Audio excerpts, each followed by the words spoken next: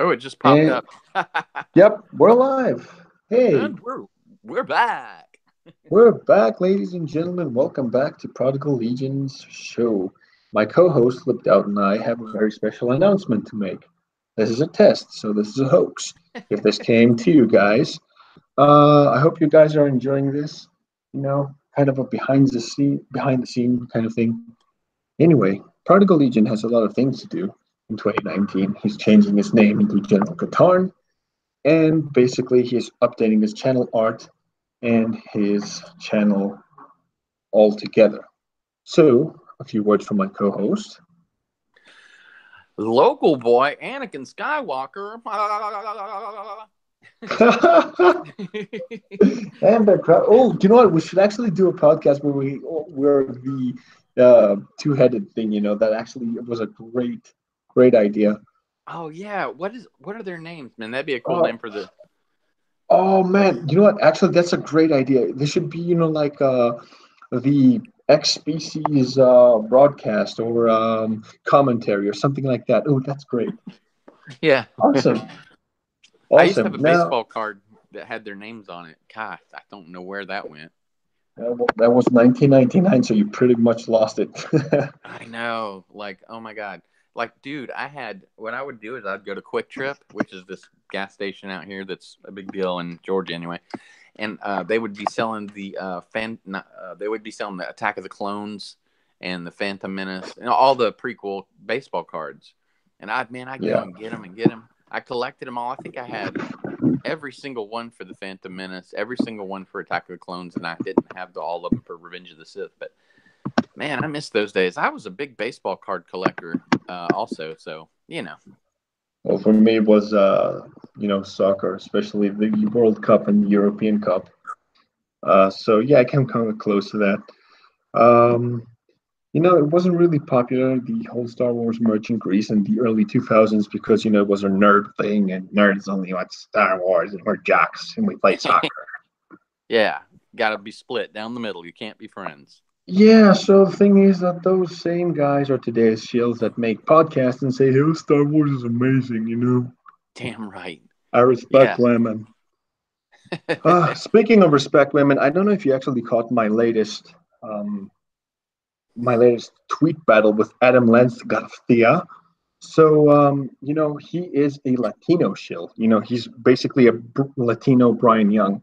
And, there was this dickwad called Edat Chat. I'm actually going to link him to you. And he just Yeah. basically, he retweeted me, and he said, if you want to see a story of butthurtery, of denial and condescension, read The Prodigal Legion. And he was defending What a Adam pecker. Garcia now. Yeah, so he goes and he says, I'm a conservative. And I said, you don't sound conservative. You sound like a snowflake. And he says, you know what people say in psychology when you use such words? It was like I was being in detention for third grade for using bad language. You know what they say when they use those words. Oh my God, that is so offensive. Oh, one of those liberals. Yeah. Yeah, exactly. Like, One of those quote unquote conservatives. He didn't sound conservative. So he's giving conservatives a bad name, and the thing is, he came along and he said that oh, so he claims he's conservative.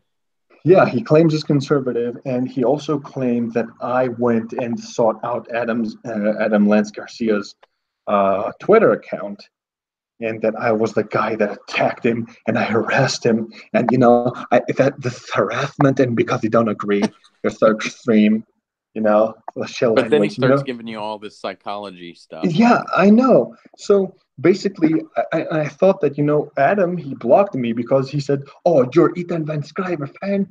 This conversation's over. So What? he blocked me. He was like monopolizing the whole situation, talking about how Anakin and Luke were Mary Sue's, and Anakin built a pod racer at 9 years old, and Luke didn't know how to use a lightsaber, and There's there's he's more of no way on earth a that no way on earth he was a conservative. That is the weird. If you are like Ethan is a devout conservative. I mean, yeah, so how I could you know. not? How could you be a No, that conservative?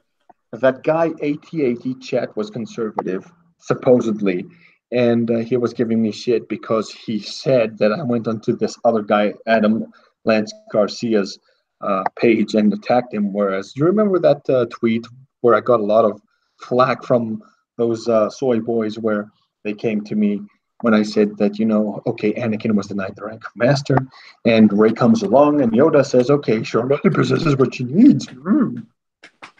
Yeah, just read the text and be a Jedi. Yeah, so what their arguments are, you don't have to train to be a Jedi. All you need is the power of belief. So I can go to my dad and say, Dad, I believe I'm a millionaire. He would be like, okay, go ahead, sure, whatever. And this other one where he says, if he reads, if Ray reads, sorry, if Ray reads the Jedi text, that means that she can become a Jedi. So, flip, I decided to read anatomy, and when I'm done with the book, that means that I'm a physician and I can do open heart surgery. Heck yeah, man. I got some, issues, so let's do it. Let's do some surgery, dude. Yeah. I mean, you could read anything you want, and that means that you are qualified. Now, Heck yeah. I want to be fair to my fellow adversaries out there. There are a lot of Last Jedi defenders that weren't dick nuggets about it, and I respect them. They liked The Last Jedi, but they didn't act like total dickwads, and Yeah. I respect them for that. They knew when to actually cut it off. Mm. Agree to disagree sort of situation. Yeah, so, and the whole thing ends there. But this Adam Lance Garcia guy, he was talking to me and he was quoting Yoda. So his argument was size matters not. So it doesn't matter if Ray can lift rocks because there was Yeah. this Rhodian kid in the Clone Wars that lifted a cube. So the Force, it doesn't matter what size it is. So it's like saying, okay, size matters not. I can lift a boulder with my bare arms because I Okay. can lift my spoon to eat cereal. Let me stop you there. Remember in the Clone Wars when Savage Press is being trained by Count Dooku? Yeah. I mean, it's in his head that it's heavy, and he used anger, which is supposedly quicker and more Yeah. seductive, but quicker. So, like, no way, man, no way. If she just saw them pebble those big rocks, I think we all agree she would have had trouble. It would have been better if even like Leia on the other side of the wall sensed that Ray was there and they did it together. Now that might have been Yeah. better, That would make sense. at Yeah. least a Could have little taken the more. edge off. Yeah. Yeah, but so But yeah, so you already know, his it wasn't that. yeah his It argument wasn't that. already doesn't hold water. Yeah, so he's like, I love Star Wars, but I can actually quote the prequels, and he was giving so much flack. And this guy, he sought me out. He's a blue tick mark on Twitter. Everyone knows him. He's like, I'm saying the Latino version of Adam Young. And Did he you said, say "Nah, your blue post tick appeared on muck my on Twitter? tick mark. Okay, I don't know, maybe." that's funny. Yeah, but he ticked me off. He ticked Mark Katarn off. That's it. That's true. But yeah, this guy. So that's the thing. So when they get attacked, all they do is they just hide behind their soy boy wall and they just send their attack dogs after me. And Mm. like they do with everyone. But I've seen Ethan Van Sciver videos. I'm very confident that I can take them, and I don't have the intellectual prowess of, like, let's say, you or Ethan or any of those other guys on Twitter. I'm relatively new to the scene, and all I have to do is mention Ethan Van Sciver, and it's like going to Satan and saying the name of Jesus Christ, and poof, bam, vanished. Sometimes it Two, just takes one word. yeah, and sometimes it just takes three. Ethan Van Sciver, boom, that's it. He was actually monopolizing all over my wall and defending Rey. She's the chosen one.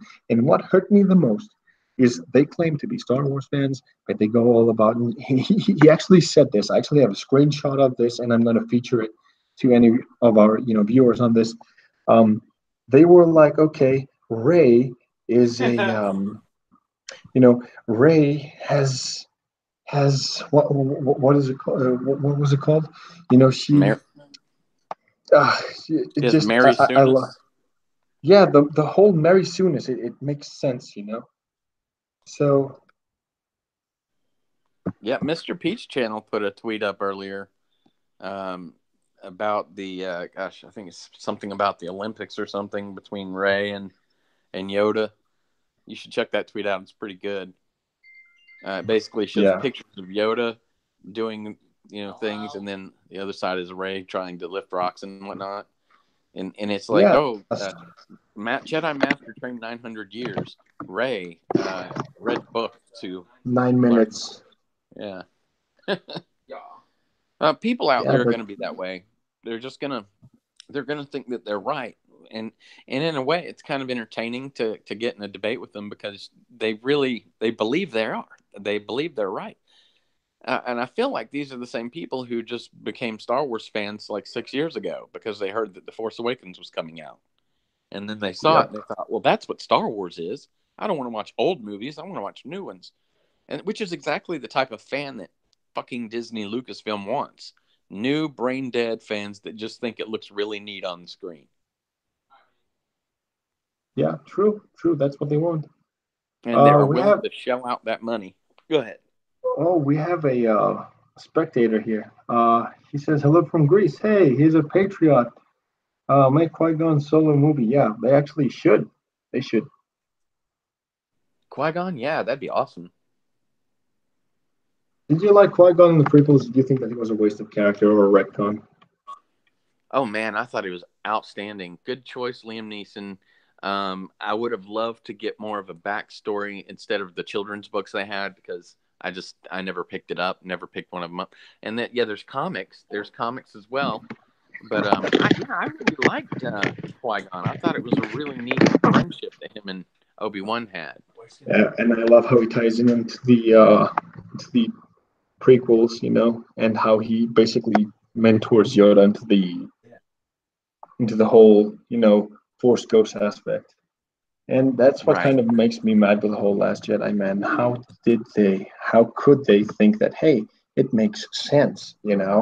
Oh yeah, man. And With the Force Ghost, he's the one who learns how to do it. Like I that's so know cool. That's one of my it, favorite it things does make. about Qui-Gon. Oh, I actually found it. This was what the guy said. So he was basically saying um, about Luke's lightsaber breaking. I actually wanted to go all civil, and that's something that I do regret. So he was like, "Okay, so what did you feel about Anakin's slash Luke's lightsaber being broken?" And he said, "I am really, really happy that that happened. That the Force is out of balance. That the saga is coming to an end." If you're a Star Wars fan, you never say that. I actually have that on a screenshot. He said that big blue tick mark on Twitter. Wow. Wow. I mean, Yeah. that broke everyone's heart that I know. Like when that thing got ripped in half, remember on the how it should have ended version where Ray uses the Force to slice off Kylo Ren's arm. I mean, Yeah, that's more realistic to what should that have should have happened. happened. Or she should have Yeah. pushed it on his head and left him unconscious. Those bunny ears can do some damage. Yeah. And also, man, I hate it when people say that they loved that fight scene in the throne room. Which didn't make There's sense. there's so many things wrong with it. Like Ryan wanted it in one good take, so it's like he took the first take that everyone did half good on. There's the whole knife that disappears. We know that, Oh but there's yeah. there's other parts too that like the stuntmen missing their cues. Like when Kylo Ren stabs the floor, a stuntman Yeah. was supposed to be connecting with that lightsaber at that moment. It Oh wasn't yeah. just supposed to, but he doesn't. He's like he misses it totally because by the time he's getting there, Kylo Ren's already got the lightsaber back up in the air. You know. Oh man, you can see that it Then was another guy with his poorly staff comes. rehearsed. It really was. And then they advertised before the movie came out. They advertised how hard they were rehearsing, which makes it even worse. Yeah, I'm because it's like a sorry. whole waste of time. Yeah, I felt like I'm getting, candy shoved up my ass because they just want me to like it, and I just not where it goes. Oh man, it is so sad. So so so sad. But anyway, this guy, man, he was still going off. Yeah, could you actually believe it when people say that they were happy that he did this? That I'm glad they broke Anakin's lightsaber. It is not just Anakin's lightsaber. It is a symbol. It represents something. A heirloom passed from father to son, and suddenly two unrelated kids. I don't care if it's a grandkid. especially if it's a grandkid, it deserves more respect. So Mm. if two kids, especially Ray, who's up to our knowledge now and related, if she could break that in half with Kylo, that is pretty much heresy. But people don't see it that way. They see the destruction of it, and I can actually see the merit because you see, if you take Thor's hammer breaking, I like that. I enjoyed that. And you're going to say, okay, yeah, Thor's hammer is something iconic to Thor. Why were you happy about that? And my main answer to that question is because it promoted Thor's character growth as a person. So it makes sense. He grew stronger from it. He got unattached from the hammer, you It know, moved the story forward too in the right way. and his character arc. Yeah. So It that was pretty much it. it showed how his sister was more powerful than him. Well, it showed that she is, well, I guess in the end she was still more powerful, right? But it showed that she was a definite force to be reckoned with, you know. Yeah. And then it gave an opportunity for growth for Thor to grow, to grow further. And you thought, okay, well, how are they going to fix this? Because he's Thor. Obviously, the name of the movie is Thor. So how are they going to fix this? When I see that lightsaber get wasted, first thing I think is, well, fucking great. Now there goes the symbol of Star Wars. You know, like Yeah. Anakin and Luke's lightsaber, it was a symbol of Star Wars. Like the lightsaber. Could you imagine Star Wars without lightsabers? I mean, come on. Well, The Last Jedi came very close to it, no lightsaber duel. IRL. Yeah, that's true. Oh man. The whole throne room scene didn't make sense. Ray didn't make sense. She had so much potential. People think that, we hate Ray, and I want to speak for me and my co-host on this test stream, that we don't hate women. We actually love women. If it wasn't for women in Hollywood and in general, we wouldn't have been the same adults that we are right now. So I know some of them are going to be like, "Oh my God, he's so sexist. Oh my God, he likes women for sexual needs and stuff." Yeah, I like women for sexual needs. Damn it, man. I'm a man. Yeah. I can't believe So you like women for sexual needs, man. yeah, We it's we like need to saying hang up. I can't believe that you like beef for eating purposes, man. Uh, How could you eat a no, banana? you have to be gay and vegan, and then they'll like you. Yeah, so I'm not gonna put my thing and my diet on the line for you because you think it's cool. So anyway, but being vegan, some people have a reason. I respect it as long as they don't push it on me. And I also have a lot of gay friends, be it lesbian or gay, and that doesn't mean anything offensive to me because it's a preference. But when they start Y- pushing it to me as an agenda, You that's a know, I've problem. actually had conservative Republican gay friends, and it blew me away when I met them. I was like, "Are you serious? This is cool."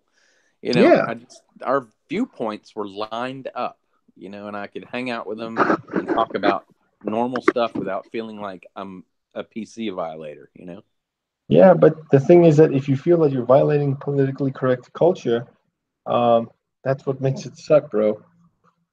But Yeah. you know, that's. I mean, why should you feel that you're violating something when you're actually speaking your mind? I don't. It doesn't make sense. Man, there have been moments where I look at I saw a pretty lady, and I was like, in that right moment where I'm opening the door, and I just was, you're beautiful, and I'm thinking, oh my God, as soon as I say that, she's gonna think that I was trying to rape her or something. So I just kept Well, my mouth shut. you're thirsty.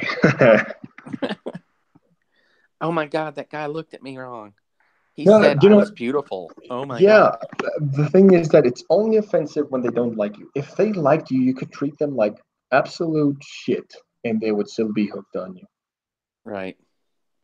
But I'm It's not a construction worker whistling and saying I want to touch her ass. I'm just, what I'm saying, like that's a different thing. Hey, honey, nice ass. Nothing like that. oh man. And do you know what? A long time ago, these things used to pass. I was actually watching Catwoman, for example. A lot of patriarchy or feministic messages that uh, still were trying to be passed from an earlier time in the early 2000s and before. And they just went unnoticed. Could you imagine what would happen if Halle Berry's Catwoman came today? What would happen? How people Wow. would react? I, Pretty. because my mom, she just saw it. She just saw it, and I saw the scene with that professional lady where she says, that her work on the Catwoman was disregarded because male academia. Now, imagine that line today. It would trigger so many people. Male academia. So it's like men's fault. Oh yeah. People would get triggered because of just people reviewing it. If as soon as you see the first review pop up that's negative for it, because it would be a lot of them, they'd get called racist and sexist and all that. Specifically because Halle Berry's black, and a female. So, but the movie itself, oh my God, I saw a bit of it within the last 60 days. I can't remember, but it was like a clip, and I was like, oh yeah, that's why that sucks. It's just Sharon Stone, bad acting. Halle Berry, bad acting. The costumes sucked. The sets were fake as hell. I don't even Yeah. remember if they did any virtual effects. It was just bad all around. It was. I mean, when Halle Berry was CG'd to move like a cat, and she had this like superhuman power, which was stupid. And I've seen people argue that if Michelle Pfeiffer had been Catwoman in today, and not like the late 1980s when the Batman movie came out with Danny DeVito as the Penguin Man, man, they said that she would have moved like that. And I said that that's not what Catwoman is about. Yeah. It's not Yeah. about her breathing like a cat, moving like a cat, eating tuna, getting off to catnip, purring, or using very bad cat puns like she did. Yeah. That wasn't Catwoman. Catwoman was, what a woman actually represents. And girls, if any girl is seeing this or ever sees this, Catwoman is supposed to be flattery to a woman because the feline movements are very sensual and specific to women, and that is why men associated women with cats. Oh man. Strong, fierce, It'd be funny. independent. It'd be funny is if they did a Catwoman movie and they Yeah. had a bad guy called Captain Canine or or Dogman. Because I mean, when you say that the feline movements are very feminine, and I agree with you, but I just in my head I instantly see this movie where there's this guy dressed up like a dog. Oh man, like with the whole ears and scratching his face. Big floppy ears and scratching his face with his feet or something. I just see it, man. Oh Probably man, be okay. So that's SKT1 here says sorry about that. The next thing we'll see is a Trans Jedi Master movie. Oh wow, yeah, like that thing that trans that got pissed at the gas station. Did you see that on Twitter and on G&G? I actually saw one at GameStop, but please do tell. Okay, so Geeks and Gamers put out this thing where there's this trans who gets pissed at being misgendered at a Yeah. gas station. It's on Twitter and I think it's on their site on the channel Geeks and Gamers. This guy, he's like, I'm not a dude, bro. Something like that. He screams. He's got a purse, a pink purse. He's so got a manly body, like that. I work out all the time, dude. Body. It's not thick, just like a lanky. I don't know. Dude, bro. He's got big old hoop earrings and a pink shirt and a pink purse. The shirt might be green. I can't remember, but it's all female clothes. And he's yelling at the guy. I want your manager's number, bro. Because I might want to hump him, Yeah. Anyway, that made me think of that. I don't have Trans. anything against trans people, but we had this whole trans gay pride thing in Athens, and it was something very new to my country. And thing is, I raised this question, and I was talking with my girlfriend at the time, and she said that why they're doing these movements is deeply insecurity, because there are a lot of gay people out there, there are a lot of trans people out there, and one of my neighbors was trans, and he/she didn't go to the pride. Said, I don't need to show what I am. I really am secure of who I am as a person. Yes, I feel feminine. Yes, I know I'm a man. I have a female persona, a female name, but biologically I'm a dude, but I like other guys, and that's it. So I don't have to go to the pride to actually validate my preference.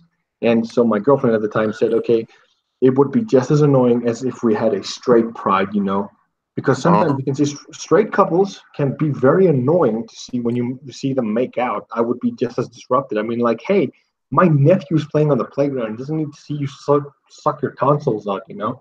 Good point. Good point. Yeah. I don't like you said. I mean, we've had all kinds of friends, and it's a big world and a long life sometimes, and you're going to run into people and end up being in relationships, be it just friendly or like a work colleague. So it's not like either of us. I can tell. I've known you, man. We don't have anything against that, but ultimately, what it comes down to is people shoving it, the SJWs and NPCs shoving it in your face, and then the next minute after they shove it in your face, they act like an idiot on TV so you can laugh at them. Yeah, I mean, the thing is that they're exposing themselves in the wrong light. I mean, if you want to push a message forward, don't shove it down each other's throat. Okay, that's pretty much textbook. People already know this. Quick social message from General Katarn and Flipped Out. We are not transphobic. Okay, we are idiophobic. No matter what gender you are, male, female, trans. That's right. We're transcending above that. Yeah, and I'd be glad actually one day to have a trans person on our stream and let them give us a perspective of how they see things, because I'm Dude, an open mind. Yeah, that's a good idea. Like a trans person who is passionate about Star Wars as well. That'd be cool. Yeah, I'm pretty sure there's a lot of people out there. I'm pretty sure. We could either debate or we could agree, and it would still be fun. Yeah, a debate would be actually fun. But, it depends. Guys, if anyone ever sees this, and I don't know if it sees the light of day because it's a test stream, but the thing is, even for God's sakes, yeah. Sorry, go ahead. You said it's a test stream. I was saying, God's sakes, I'm eating cookies and milk. No, it's okay. We're pro cookies and milk. You should always eat cookies and milk. It's a good combo. But the thing is, I also wanted to point it out from our side of the coin, because we're two sides from the same coin. Anyone that doesn't like let's say, doesn't agree with certain things like The Last Jedi or a movie or a book or a comic or an ideology, if you feel that you're right and you feel that what you believe in is right, you don't have to shove it down other people's throats just because you disagree with them. And that is something that I learned in the past few days on Twitter. And you don't have to look for a fight to prove yourself either. Yeah, but a lot of people are, and both from our side, people that hate The Last Jedi are so radical about it that they get triggered. It's not only the SJWs that get triggered, but it's also the opposing side. Both sides get triggered. I mean, you can see people from our side getting triggered when they hear the name Brian Young, what's his name, and they get triggered. They're like, "Oh, I hate this guy." And you see people on the SJW corner that get triggered when they hear the name Ethan Van Sciver, for example, or Geeks and Gamers Jeremy, or Ivan, or that Star Wars girl. Mm-hmm. Oh yeah, they get triggered real quick. But Everyone there's no gets reason triggered. to go out there and look for it. What's cool to me is getting out there and talking to people who have a really good focus on what they do or don't like. They know who they are and what they are, be it gay, hetero, or anything. And then having a civil debate over what it is that you disagree with, and then celebrating what you do agree with. Going out there and looking for a fight, personally, just makes you look bad. So, hey, I actually came up with this idea real quick. There was this guy that I was debating on Twitter, and he wasn't well, he was actually pretty respectful for his views, although I disagreed with him. And do you know what we ended up agreeing on? The EU, man. You agreed on what? EU, Expanded EU. Universe, Legends. So we got to talking about, like Jedi Outcast or Jedi Academy, and he loved it. and I Oh, hell did. yeah. I So, know you love Jedi Academy. oh yeah, I mean, we all have that thing in common, most of Yeah. us at least. So, why don't we focus on that? The EU is amazing. Heck yeah, man. Your name is General Katarn. Or, well, Prodigal Legion, but you go by Katarn on Twitter. And Yeah, that right there, man, I had Dark Forces and Jedi Outcasts and all. It's really, really fun games. yeah, and if you want subversion of expectations, I do suggest that you go look for Jedi Outcast, Jedi Knight 2. It is one of the most amazing stories I've ever seen. You know, spoiler alert to all those who haven't played it. If you don't want to hear the spoilers, I just suggest you just mute this video for the next 2 minutes. But yeah, thing is that Kyle Katarn encounters this dark Jedi called Hassan, who's the apprentice of Jarek, who Katarn defeated at the Valley of the Jedi, and then he just proceeded to abandon his powers. So when he confronts the Sun, he's a regular human. He doesn't have any force powers, and he's up against a force wielder. So the Sun Hmm. just toys around with him, and it just knocks him around like a rag doll with the force. And then they capture Jan Ors, and the Sun says, "Okay, we need to take her prisoner so that she can tell us where the location of the Valley of the Jedi is." And then he goes to Kyle and says, "On second thoughts, Tavion, kill her." So at that point, that's where the spoiler is. A lot of fans thought, myself included, that Jan died over there, and Kyle had a very close bond with her, so he wanted to kill the Sun out of revenge. So he went to the Valley of the Jedi to get the powers that he abandoned back. But little did he know that that was a tactic by the dark side, which was a brilliant twist. That the Sun played a trick on him so that he would be motivated to go to the Valley, kept Jan Ors alive because she would rather die than give the location. So they were counting on Kyle Katarn's blind rage to lead them to the location. So there's a cutscene where as soon as Kyle Katarn hyperspaces out of the system, you see an Imperial shuttle with the Sun and his apprentice Tavion dropping out of hyperspace into the system. So basically, he tricked them into finding the location of the Valley of the Jedi. Now that Yeah. is expectation subverted. At that time, I didn't know that Jen was alive, and then later in the game, you find out that she's alive, and you're like, "Oh my god, that's amazing!" And he used this to trick him, and it works so well. That's back when people were so passionate about Star Wars and wanting to see and create new things that they did it with love, care, and just detail. That's true. Think about That it. The was story is great. It's a great story, and the actual game itself was really, really solid. Gosh, what was that? 99? 1999? no, 2002 actually, Oh, when okay. Clones came out. Cool. I was back in the late 90s. I played TIE Fighter and X-Wing, and I often get those confused. But because I had them all on PCs back then. Everything I played was on PC. Yeah, Gosh, I was playing Doom and Quake and all in. But yeah, that's an excellent video game, man. The story's solid. And well, Kyle Katarn and Jen Ors, man, that's the funniest thing. Her name, because it's like Jen or so.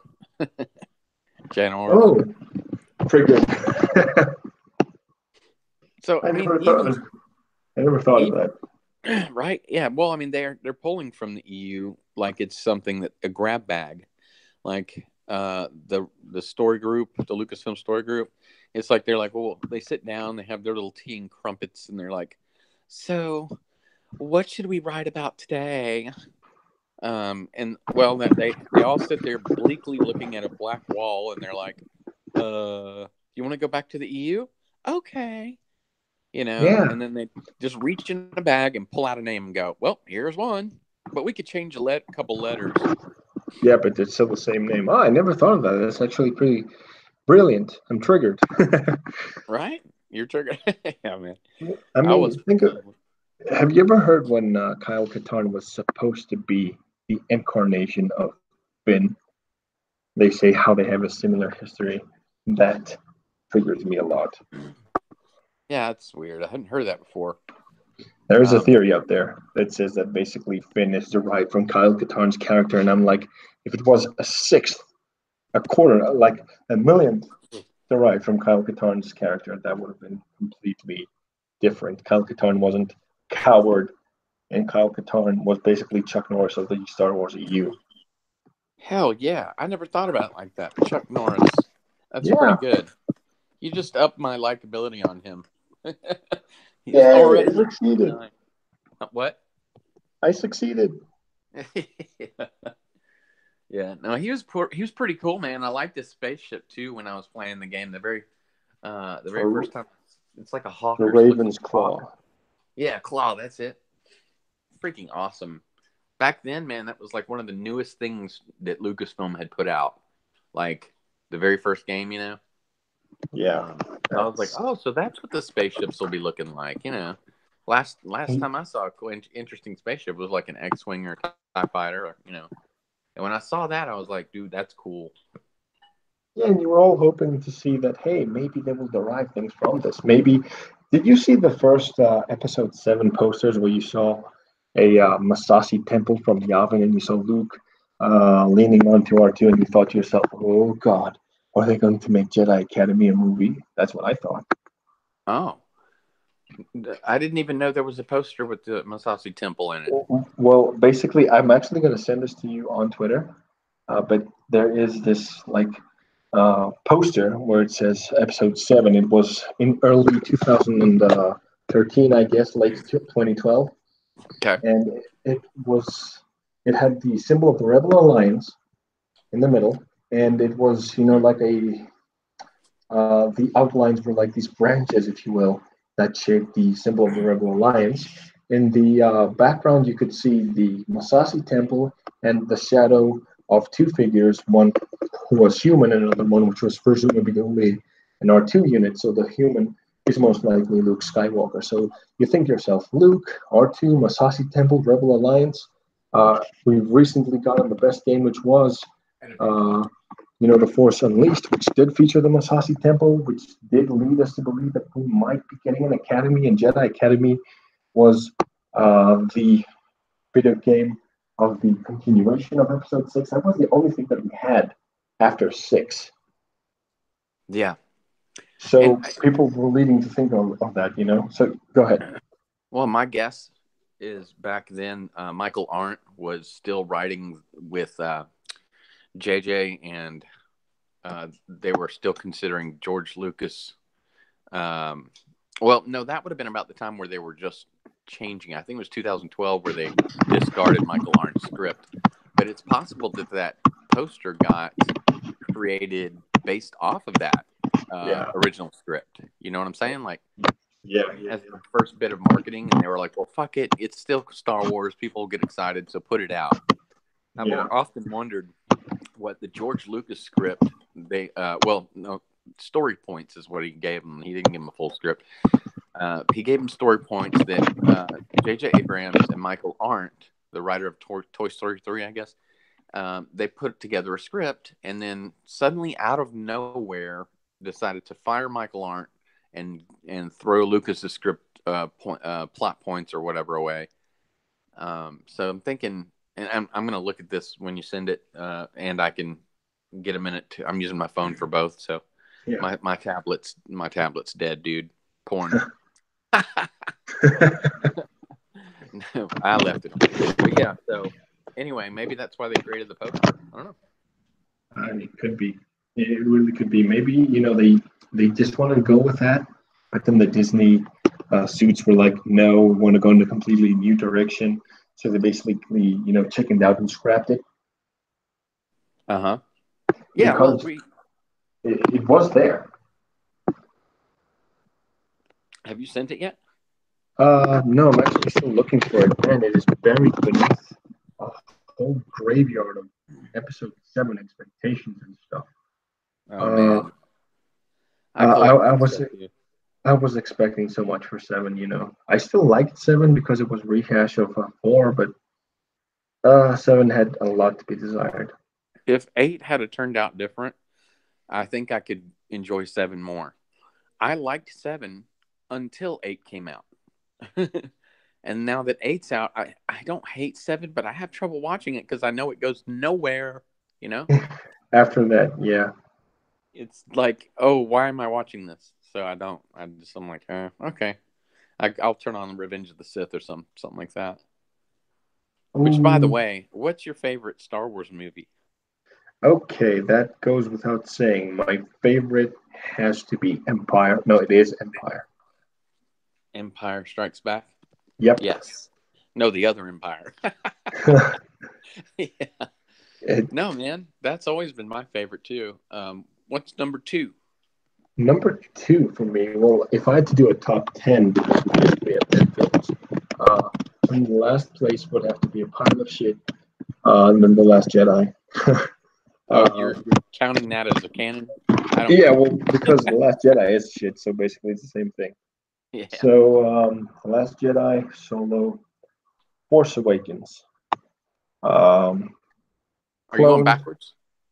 Yeah, I'm going from 10 to 1. Okay, so number 10, Last Jedi. Number 9, Solo.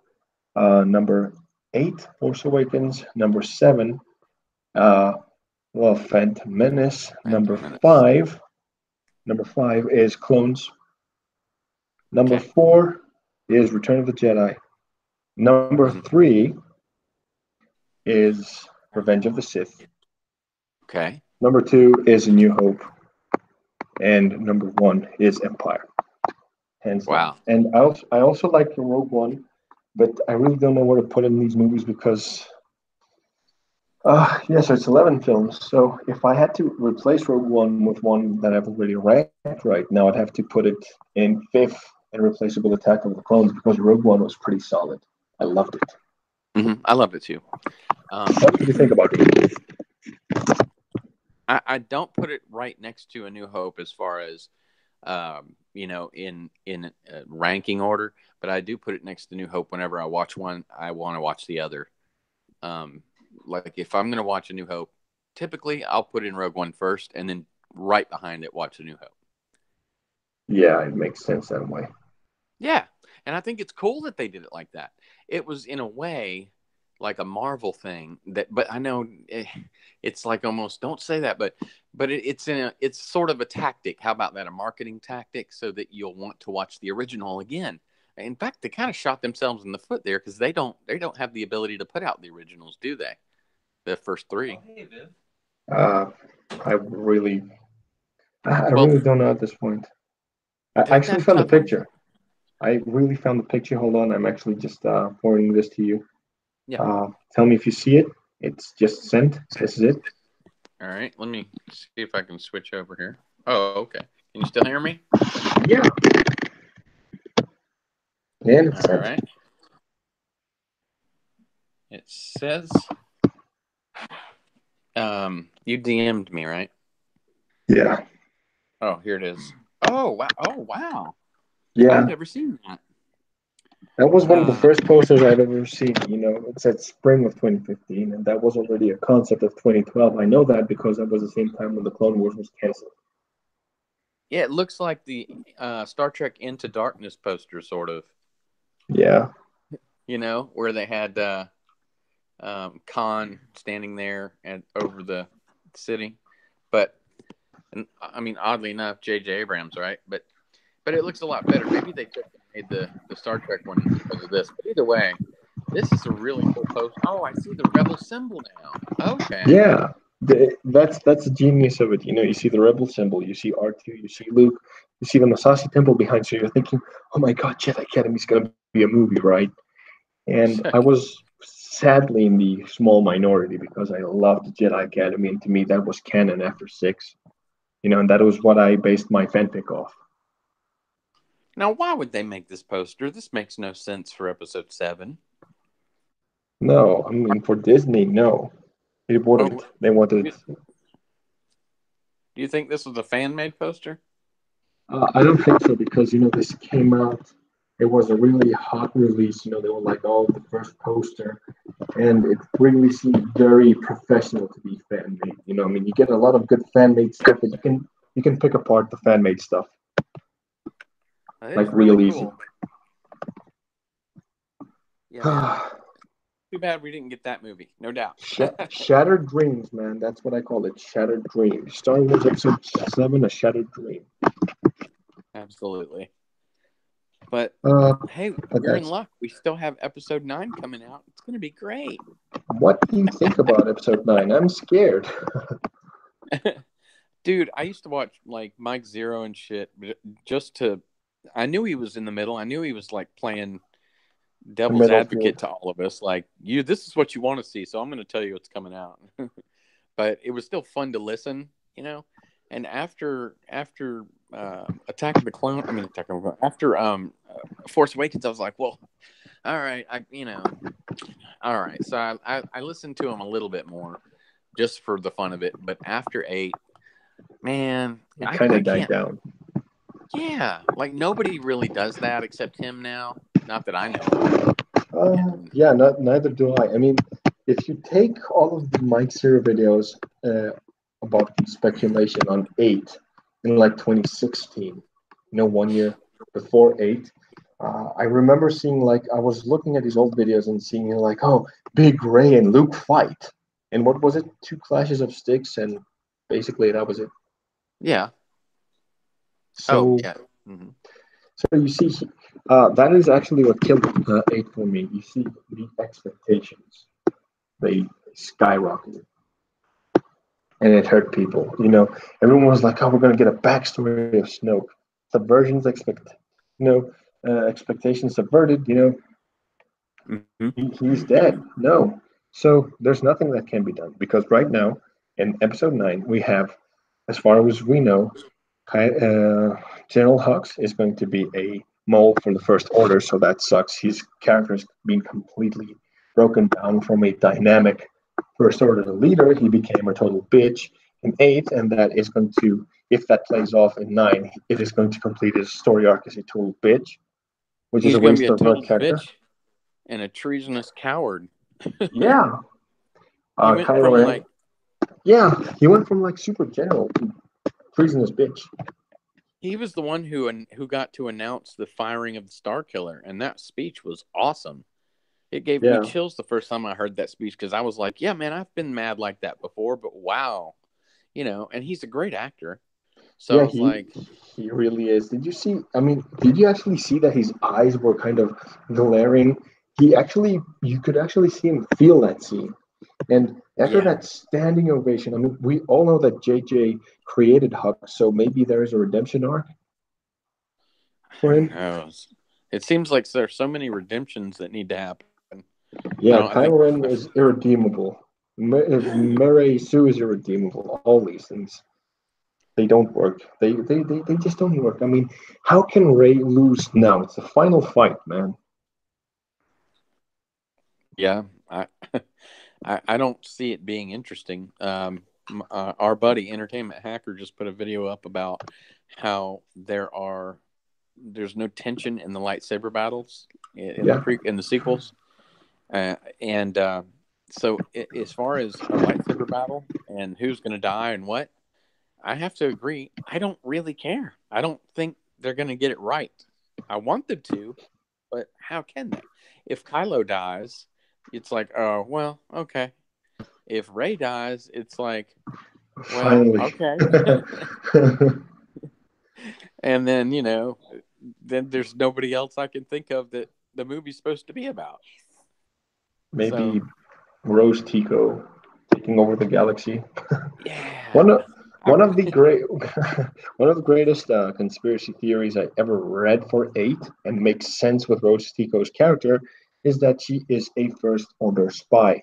I actually saw this a very long time ago. I was actually still in Greece before I came to Africa, and I saw this as a tweet thread, and I think I might have archived it. I'm not sure, but basically, this guy takes all of Rose's actions and says that these cannot be the actions of a resistance member, but a First Order spy. She she completely foils Finn's plan to ram into the mini Death Star. She zaps Finn and prevents him from escaping to notify Rey that the resistance has been caught by the First Order. Uh, she completely wastes time on Canto Bight. She gets caught by the First Order, and the people believe that they were never going to kill Rose. And basically, her actions are that of a First Order spy, and that is something that I really liked, but I don't remember the tweet, but it does make sense. Yeah, and then her sister though. So in the beginning, it would have had to been both her and her sister who defected or wherever they came from and joined the resistance. Which their numbers were small as it was, so I'm sure they were willing to accept people, like pretty quickly. Anywhere, So whatever the background, yeah. yeah, and so let's hypothetically say this is a correct thing. That it's a really that's what happened. Well, if it did, her sister definitely died. Okay. Trying to be a spy, also, right? Yeah, because otherwise the whole bomber sequence would have been all fucked up. I don't know. It was fucked up anyway. Oh, but yeah. But yeah. Robot had Um, completely covered this up. Did you see his video with the Last Jedi bombers? How they sucked. I, It does work. I I have been watching him. I've seen 2 or 3 of his videos in the last couple weeks. So if it was in one of those, I can't remember. You know how much we watch, man. We watch so much. Yeah, But sounds familiar.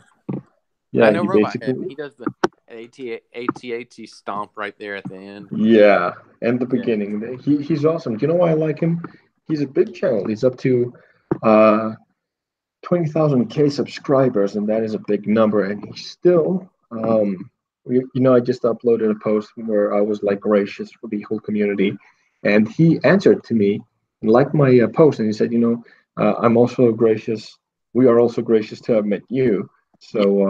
So, he doesn't know me. He hasn't probably seen my content, and it's not a bad thing because he's a big YouTuber and he's got a lot of other things on his plate. I don't expect him to, but the fact that he acknowledges us as part of this community shows how much of a bigger person he is.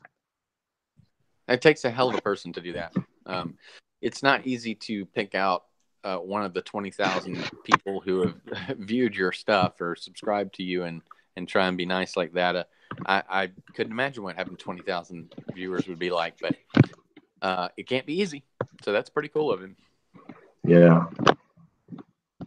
Oh man, that's great. It's great to be part of this community. I'm so lucky to have met you guys, all of you guys. I'm really appreciative.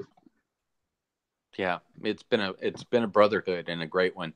Everyone out there that I've met, everyone along the way has been just gracious and friendly. And we're gonna make this. We're gonna make it go all the way because, man, even if Star Wars 9 ends up being really bad, We've still got the community. we're still gonna have the community. We're gonna still be talking about it one way or another. I have a good feeling about the Mandalorian, I don't and think so because I think that it's been Disneyfied. I actually saw some posts that say that the ugly head of Disney has set eyes on the Mandalorian, and they say that it's going to be complete total shit.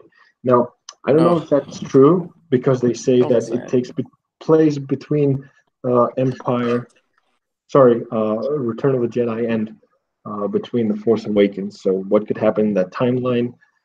It's kind of stupid because it's not going to be about the Mandalorian. It's going to be the Mandalorian in the background. You're going to see how the First Order came to rise. And if I wanted to see that, I would have seen a completely different story. Now, Resistance is not something that I'm going to watch ever, or at least I'm not going to watch, but maybe for review purposes, I might. I started that, but I gave up on it, as you well know. It must be stupid. It must be really, really stupid. What It's what is it really, like? really Tell us. stupid. What's that? Well, tell us what is it about? What does the whole thing play out to be? Okay. There's this.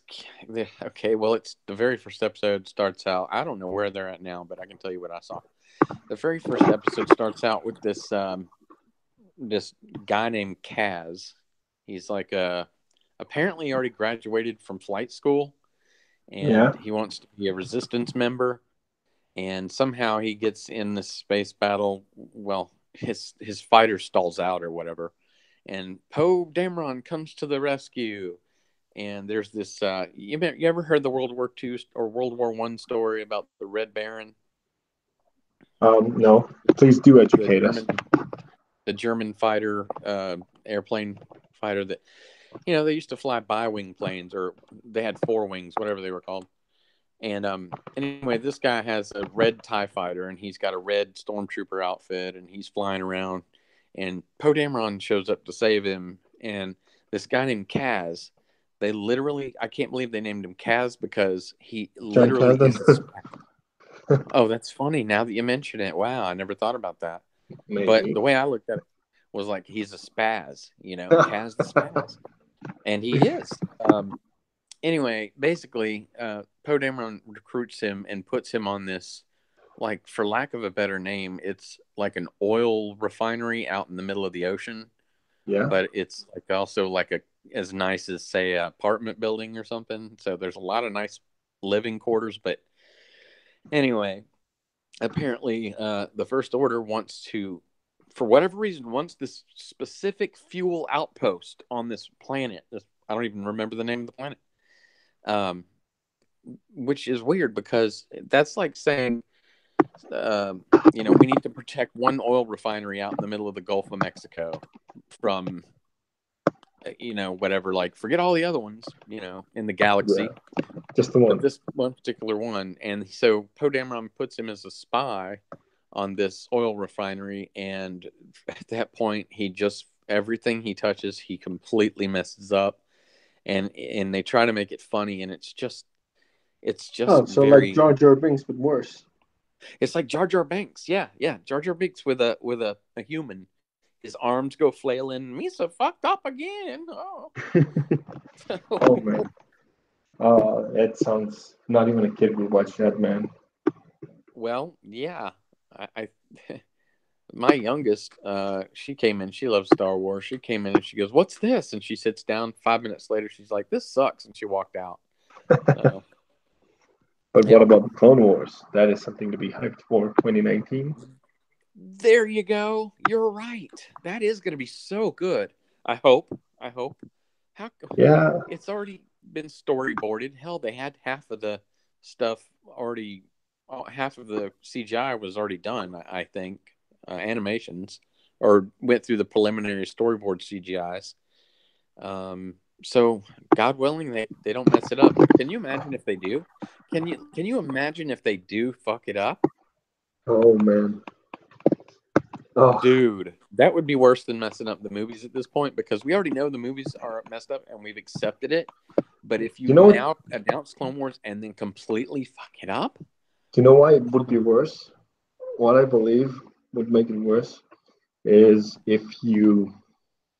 Well, we all know pretty much how the Clone Wars panned out, because although the story wasn't fleshed out in the cartoon after season 6, I think, yeah, after season 6, we didn't get a season 7, but the events are canon and did happen. We do know that Ahsoka met with Anakin once again, and she was on Mandalore with Bo-Katan, and from the book. do know, from the book. So basically, we're going to be getting a fleshed out version of the Ahsoka Tano novel, which is canon. And if they fuck up, they actually have a script in their hands. All they have to do is follow the book. All they have to do. They did it. They did it with Jurassic Park. Plot points. She goes. Yeah. She goes with Rex to find Maul, right? To take care of Maul. Yeah. So basically, and then Order 66 happens, and I want to see what Rex, out of all clones, I want to see his reaction to 66, because we saw Cody, and I want to see what Rex did for 66, how he reacted. I want to see Ahsoka Tano. Did you read the book? No, I actually haven't. You see, the thing is, I tried ordering it in Greece, and the only good books that I could find, the only good book was Darth Plagueis. Oh, okay. Now that is the reason I asked is I haven't read it, but I listened to people talk a lot about it, so I know a lot of the plot points. But so have I. Don't get me wrong. I do know some of the plot points, like a majority of them, but I didn't actually consider them as canon because I kind of dismissed them. But when I saw the trailer, seeing Ahsoka Tano with Bo-Katan, she is on Mandalore. So I'm like, okay, I've seen this plot point before, and I'm like, I know it's awesome. I've heard very good reviews of it. So could it be? Are they going to follow this plot point? And I thought to myself that if they do, it's going to work greatly. Yeah. Yeah, agreed. Specifically, how Rex. I guess we better not say, but what happens to Rex? Like you were asking him a minute ago, you want to see what happens. So I'm assuming you don't know. I think that he basically ditches. I know that he got rid of his inhibitor chip, so Order 66 doesn't work on him. Right. Cool. Cool. So yeah, Yeah, that's what I heard. yeah. I don't know how. I want to know how and why. Because uh, I don't know what happened when he heard what he heard from Fives. I don't know if he heard how he died and why and what happened. But I'm pretty sure that Rex, being smart as he is, found out because Rex and Fives were very close. He knew Fives ever since he was a rookie, all the way to an ARC trooper. They've done a few missions together. Umbara, the whole Citadel thing, and I'm pretty sure that Oh yeah, Fives' death would upset Rex. of course. So, Yeah, and he so was he. yeah, he was awesome. Oh, I loved Fives. He was my That was favorite. that was a great arc. The whole inhibitor and Umbara was great too. You see, Disney, And that's how you do it. that's how you do it. Oh my God, guys, listen to any fans, please. Um, any fans of just the whole Clone Wars. Just listen to Clone Wars fans, really. Yeah, because Filoni Um, was a fan that made Star Wars. There you go. He was a fan. That's it. yeah, I really hate that Filoni was even affiliated with the Resistance, but it's funny that a couple days before it came out, finally he was like, "Well, I just Exactly. Exactly. That says a lot. He just jumped ship last moment. So he's like, guys, this is gonna be shit. yeah, you're right." I think he probably was forced to be in that situation, and I think at the last minute he found a window where he could be like, "Yeah, I did what I was supposed to fulfill my contract to do, but I didn't like it, so I'm over here now." So Yeah. that's the way So, I see it. but 2019 is gonna be a great year, my man. I'm part of something bigger. I see a bright future for me and you and the rest of us in this community. And we have nine to wait for. Either bash it or I don't see a lot of us loving it because of what it did to us, unless Luke. Have you seen Roger's post for Which one? he posted, like a quick crawl for episode 9, Way of the Jedi. Oh And I shoot, no, I haven't seen that. Was it on yeah. Twitter? Oh yeah, actually let me read it for you and possibly anyone that's watching this. Okay. Oh, that would be outstanding. Okay, so this is basically it. Okay. Episode 9, Way of the Jedi. The First Order is in chaos. Kylo Ren struggles to rebuild his shattered fleet with the resources of a dozen powerful systems still under his control. General Leia has succumbed to her injuries, and Poe Dameron now commands the remnants of a reorganized new rebellion. Support comes pouring in as hope spreads quickly with a renewed vigor throughout the galaxy. Luke Skywalker, now reconnected to the Force, sits in deep meditation on Tatooine, having force projected himself after his near fatal altercation with Kylo Ren.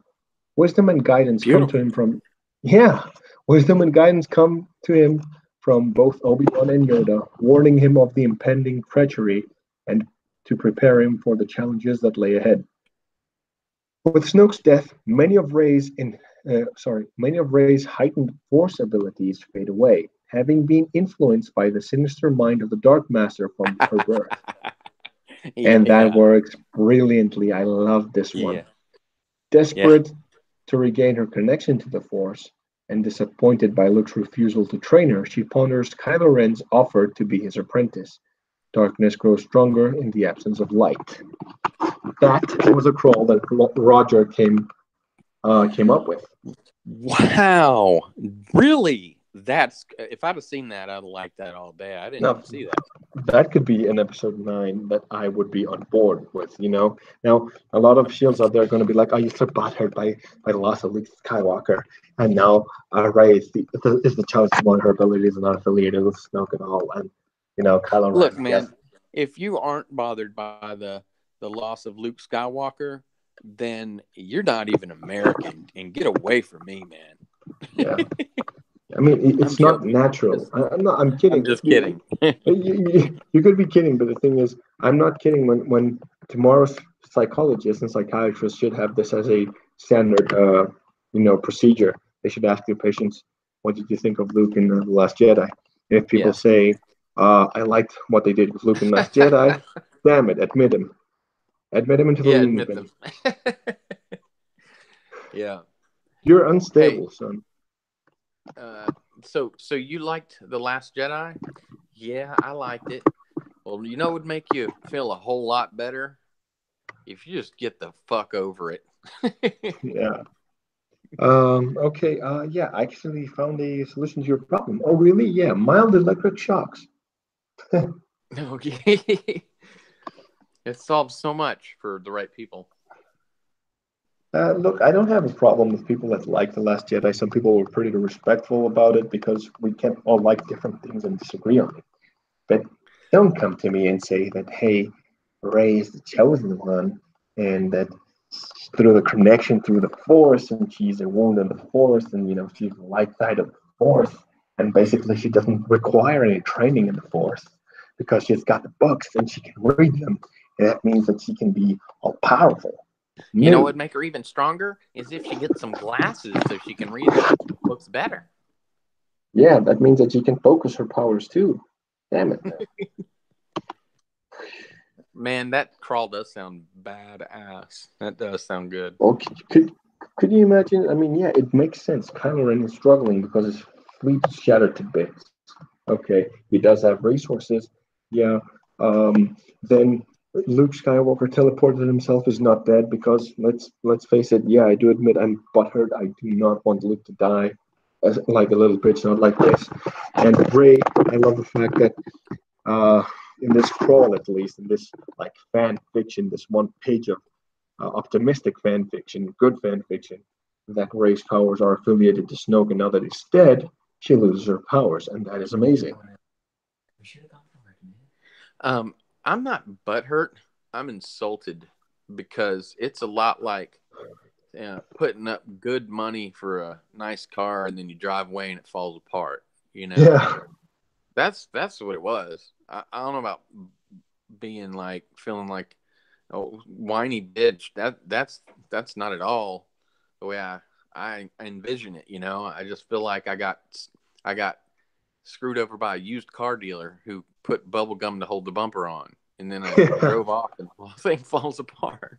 and when you go to the dealer, you're like, you use bubble gum for the bumper, and he's like, no, no, no, no, no, we did, no, no, no, it's your fault.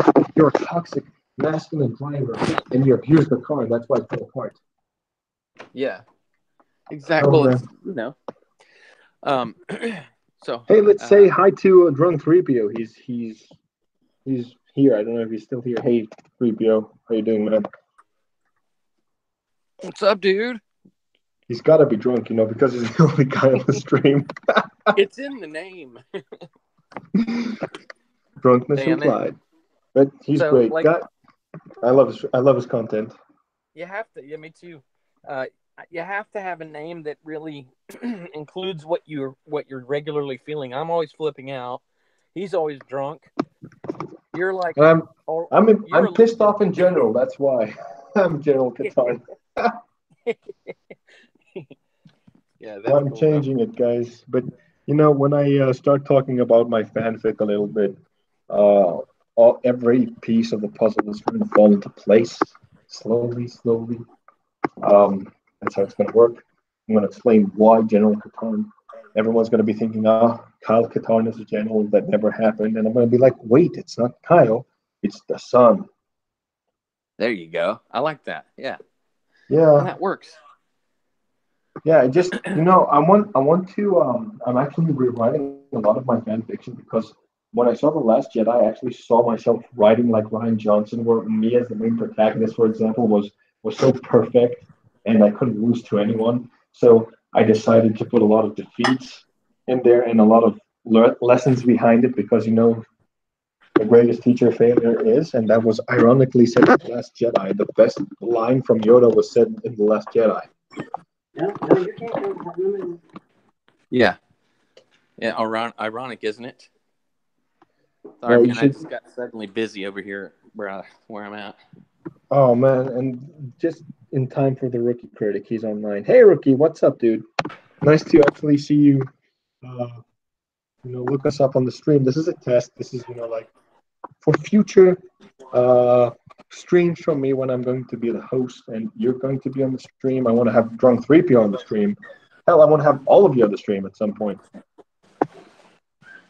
Yeah, absolutely. And what a great test stream it has been. I've had a great time. Oh yeah, so past actually. Wow, and I'm actually looking at my data usage. We started like about almost an hour ago, and yeah, I've only used about 100 megs, and it's almost like 1 hour something, so it's great. Uh, Fantastic. Sorry, man. Uh, Yeah, I'm back though. My busyness went away again. Sorry. awesome. I was actually going out there to try and help bring in groceries, and then I lost you for a second. But Yeah, it's okay. We're still here. God, Say cool. hello to Rookie Critic. He's on the stream. He says, "Hey, dude, just got off work. Hey, man, what's up?" What is up, rookie critic? My I want to man. thank. I really want to personally thank him now that he's watching. I really want to thank you for giving me a part on your part 3 of the rookies test. I saw the whole thing. I loved it. It was great, and there was a great lesson to be learned on this from this video. You see, if we all unite as a fandom together, all these shills will disappear. They will. All we have to do is stand connected together, and the amount of people that Rookie was able to muster into this skit was amazing, and And you know what? it's admirable. Yeah, And you know what, man? That's exactly what it's been about. But at least it's the day I met Rookie and we started joking around with him and Angus and Sith and so many others. We all kind of got into this whole idea that it works really well to be the opposite of what those Darksider SJWs are. Working together. You just put it really well, and honestly, it encompasses exactly what Rookie did. You're so right. It is a fandom collective So working together. what are our plans for 2019 now that we're mentioning the whole collective? What do we Well, do? What is our movement? well, that's for Rookie to release. I know he's going to be releasing that soon. He's working on a neat little thing that I can't say anything about that I have Yeah. mentioned to you, and I really, behind live doors, so to speak. But I don't know if I can say things, so I'll hold out. But overall, it's still the same as it always was. We're all working together. We're all trying together to rise together, and we're a bigger force to be reckoned with when it comes to these SJWs and shills because we are together. Yeah. And as I mentioned earlier, we we do disagree with most of them, but some of them are regular Joes like us. They like The Last Jedi, but they are respective of their points, and they don't chill out about it. They don't act like soy boys. And Mm-hmm. I don't know what words they have for us on the other side of the battlefield. They could call us like stuck up, butthurts, man babies. So I don't know what it could be. You want to know what Um, what's funny is because on this side of the fence, we're willing to have friendly debates and hang out. I mean, yeah, on that side of the fence, if you're not on their side, you're not a friend. Like I literally have disagreed with people and still would hang out with them and have a beer. Not a problem. We just don't see eye to eye on everything, but why not find some common ground? Look, they don't even want that at all. I think that's one of the things that well, maybe it's just in my head, but I feel like a lot of the people I know, they actually like the idea of working together, and even working in separate opinions, like the debates that we want to have. It's okay. It's okay not to like it. Tell me why. On that side, that doesn't exist. I don't think. What do you think? well. Listen, I'm going to be completely honest and fair.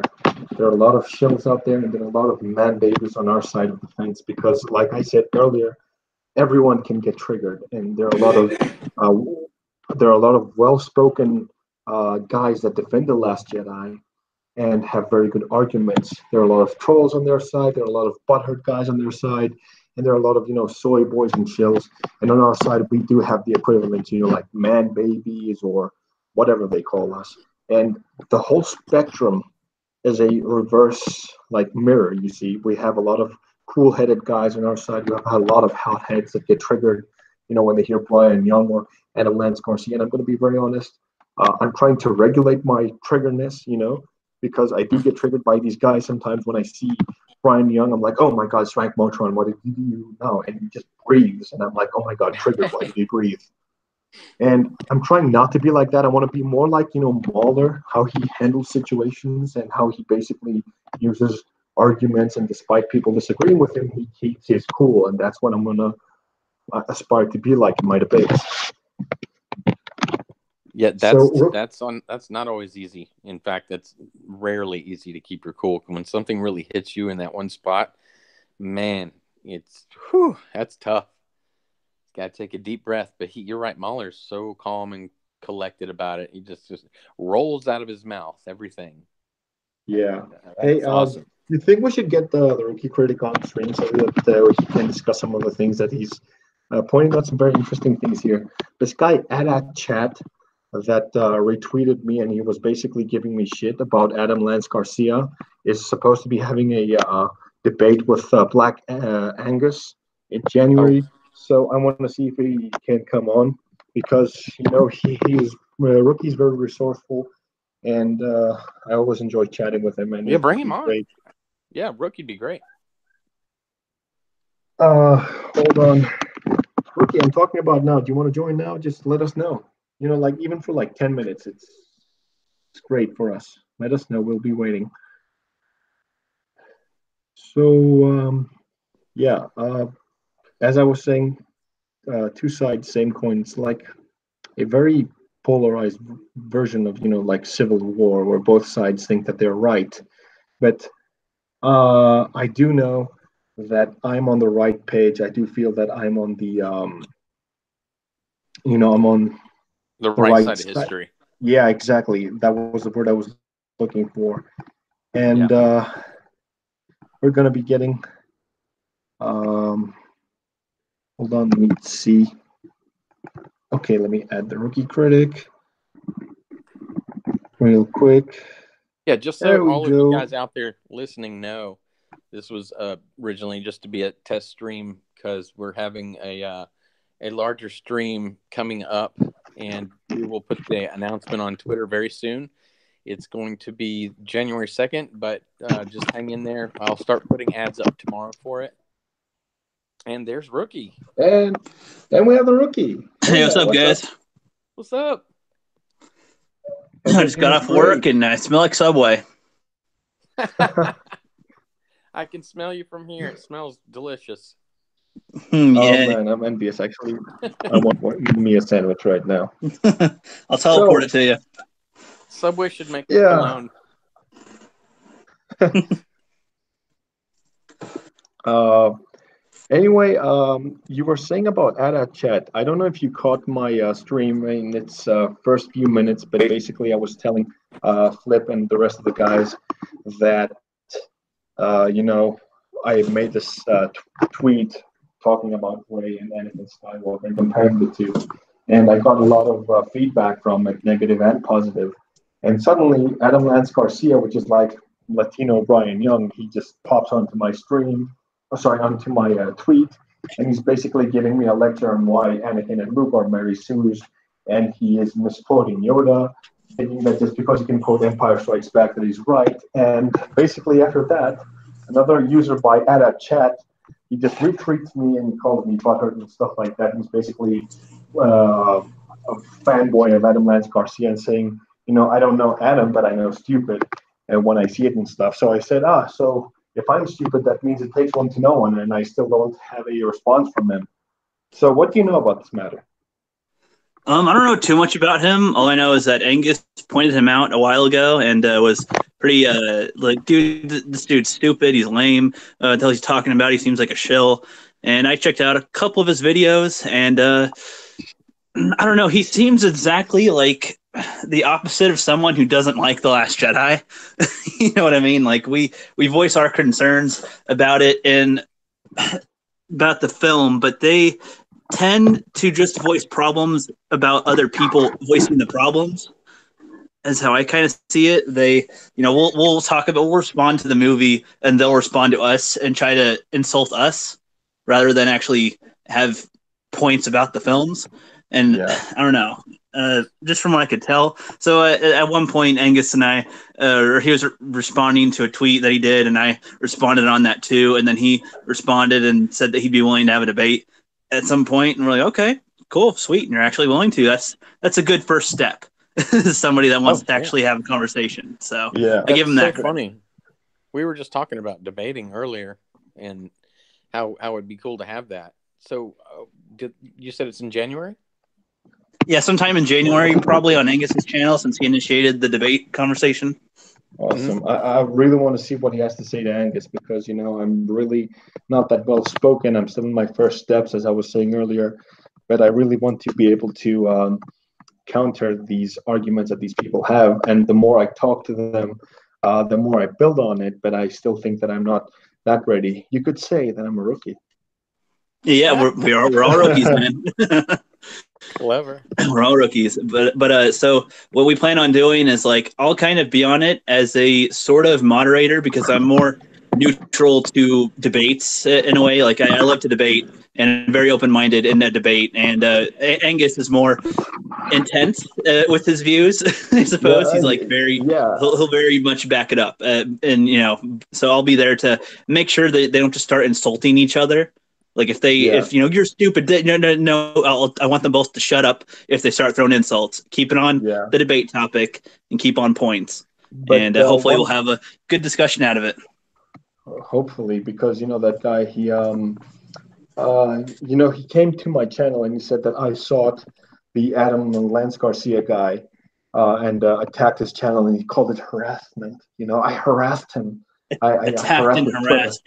Yeah, and what Twitter's more power. Twitter's really powerful when you can punch people in the face or what. I don't know. Twitter seems to be able to have this ability to punch people in the face and just really physically harm them. I guess I don't know. Yeah. Didn't you see that video where my son got punched from Chuck Wendig? Oh yeah, you're my goodness! It's true. Oh my goodness! I hope he's okay. Okay, man. I'm talking about Chuck Wendig.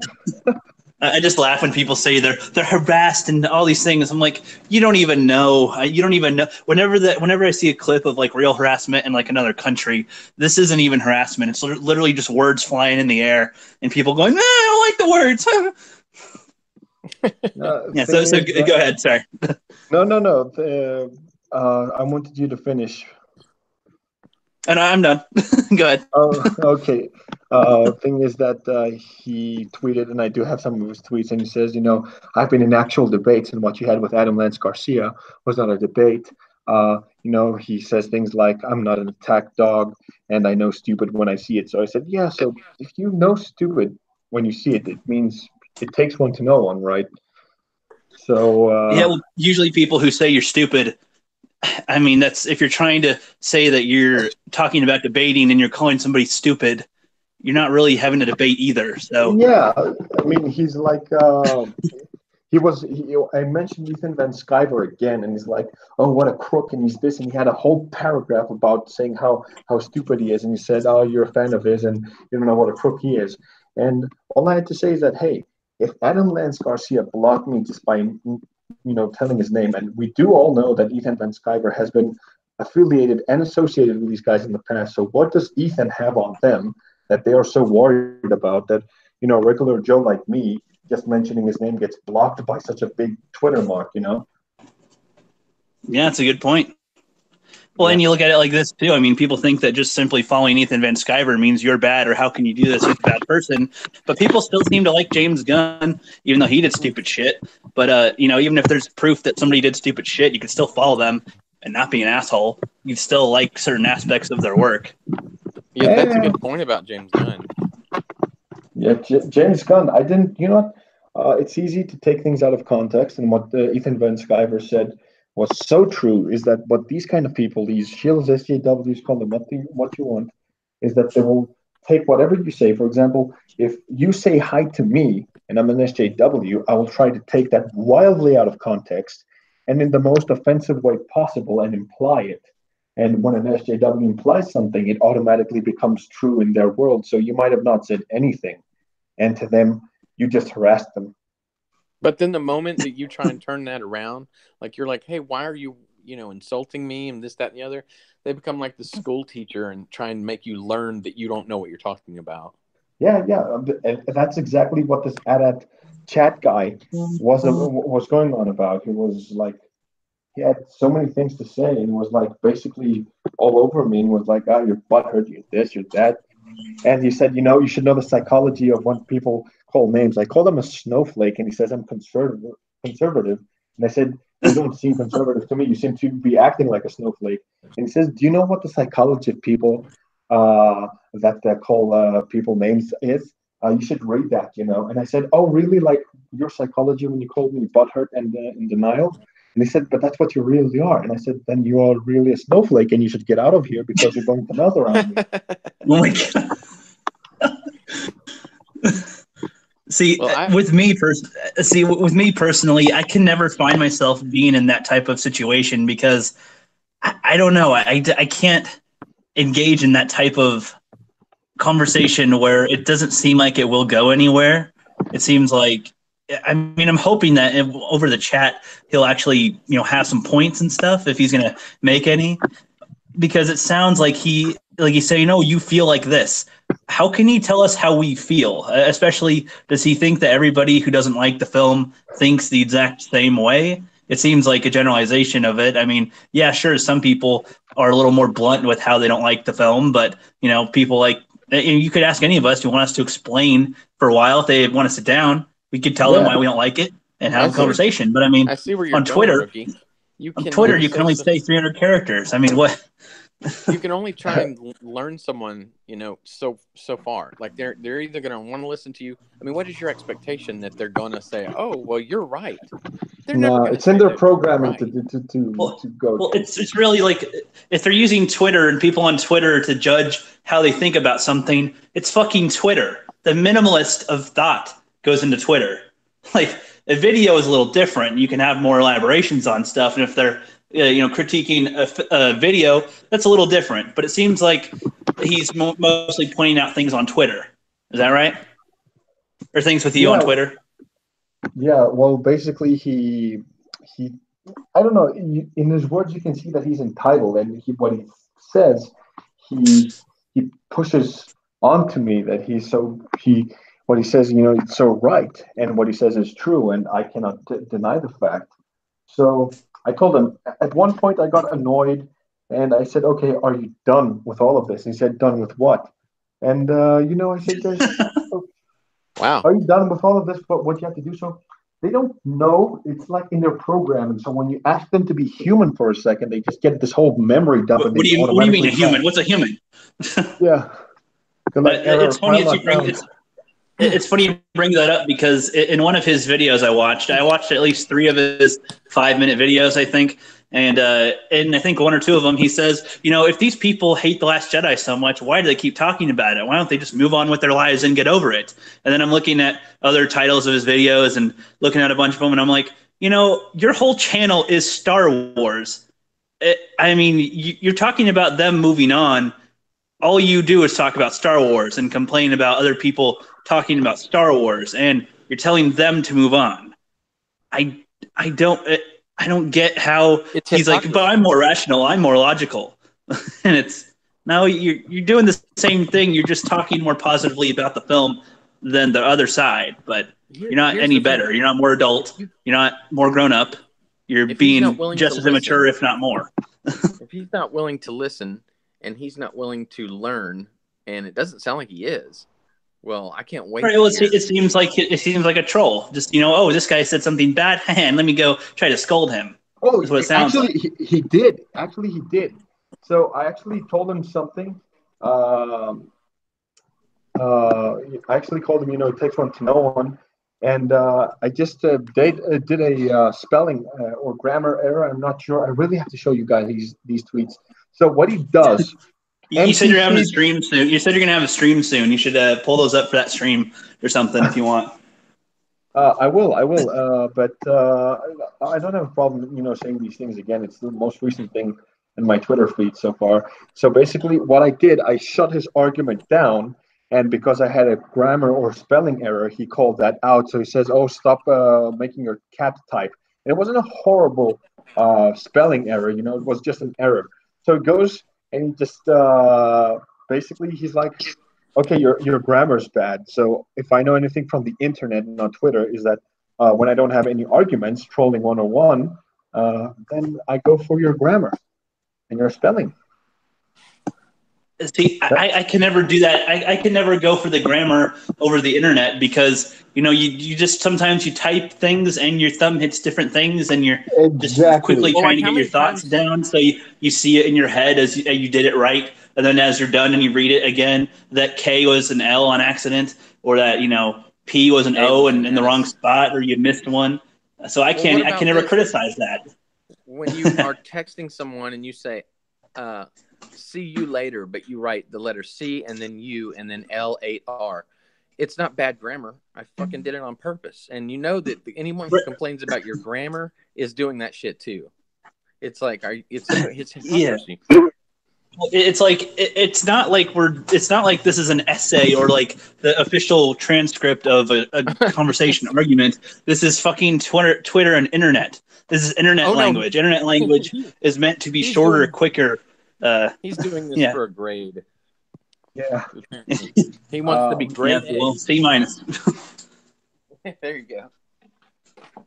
He can have an F as Uh, far as I'm concerned. But yeah, I mean, so as far as the AT chat guy, like I don't have anything against the guy personally. My only influence that I've seen from him is just from a few of his videos, and he seems just very mad that people don't like the film and thinks that everyone who doesn't like it is a man baby and all that stuff. The classic grouping of people that don't yeah. like the film thinks that we're blah blah blah blah blah, and our And he, reasons aren't justified. Blah blah blah blah blah. So I mean, I bummed just me out. when he showed me that, I was like, I don't really care. I've seen that 1,000 times by now. Yeah. But he I don't Actually, claims know. to be a conservative. Yeah, he claims to be a conservative. I can't actually find these tweets. God damn it! I don't know if he blocked me. Let me see. But this guy, uh, he was going on, and he was like harassment. But I'm like, okay, you're harassing me. You found me first. So when he harasses you, and because he disagrees with you, it's completely justified, and it's not harassment. He's not busting your balls. He's doing something righteous. Ergo SJW. He's self-entitled that what he's doing is right. Jesus, man. Yeah, and harassment is usually taken, not given, or or offense is usually taken, not given. So, he seems to take so much offense at what other I people know. say all the time. But I don't know. And my grammar was his problem, but this guy basically, oh man, he had so much to say, but I Is he can't. is he proper at chat? Does he need to speak and is that what he would like to enunciate all internet words and everything to? I don't know. I can see he's basically he's gone after everyone. All I see on his Twitter feed is how he just basically snaps at everyone and anything. Okay, I'm actually looking for my tweets. I can't even find it. Oh, that's because I don't know. Maybe he lost, and they do what they do, either mute you. But I did find Angus's review. Well, I hope that the channels are ethical, but I listened to his video. Came off as rambling anger to me. Uh, what was he talking about? I saw this on my feed. Yeah, basically, yeah, he's. I see this debate with Angus. I'm not going to read the whole thing because it's a whole story. But all I see on this guy, Adak's channel, is arguments with other Twitter users, bitching about YouTube and stuff, and he basically He's a smart ass, and I really hope that Angus gets it because I don't know Angus that well, but I get the gist that he is someone that you do not want to piss off. Correct. Which is why I want to be there to hold his temper at bay a little, Yeah. because I feel like this guy will poke at him and he'll respond, and it'll be a thing. So, and it's I think he can handle himself in the argument too, in the debate with the thing. But I just feel like this won't really go anywhere. I mean, and the longer this is taking to get to the debate, the less I even want to do it, because the less I even want to talk about Star Wars or about The Last Jedi anyway. Oh like, man, I just want to work. I just want to work on my project that I'm going to do for the Force Awakens rewrite during my hiatus. But other than that, I don't really care. Rookie, what projects do you have coming for 2019? Oh, I've got quite a few. I'm going to leave some a surprise, though. I seem to tell everybody all my stuff, so I'm going to leave it a surprise to the public, though. No, that's so there's good. something That's good. to be surprised with. The anticipation, man. Your anticipation game is strong. I haven't been that hyped since Vader and Episode 8. And one of the three disappointed me. Guess which one? Dun, dun, dun. Yeah. Yeah, I appreciate the praise though on the part 3 skit. I mean, it really kind of evolved. You can tell between the three parts that it was growing as I was making those videos, like from just being a little thing to being a bigger thing. And Yeah. I filmed that. I worked on that whole part 3 video. I did 3 times as much work within half the time that I did on the other videos, and it was a tough one. It was a tough one, but I'm hoping that everybody that participated got to learn a little bit here and there. And, if I ask for it again, like they'll have a little better idea on how they might want to be, or if they add their own creativity to it, that's what I loved the most too. I gave most people the same instructions and everybody came back with a different way to do it. I love that. I love the creativity, Rookie. I appreciate being on there. All the parts where I get the video and do acting and stuff. I know this is going to sound nerdy, but I guess we're all a little nerdy. But in high school, I was in theater. And actually, I loved every minute of it. A lot of people were nervous to get up there and do stuff. But, man, it's so creative. It's a way to, be just funny or weird or not yourself, So exactly. You get to act.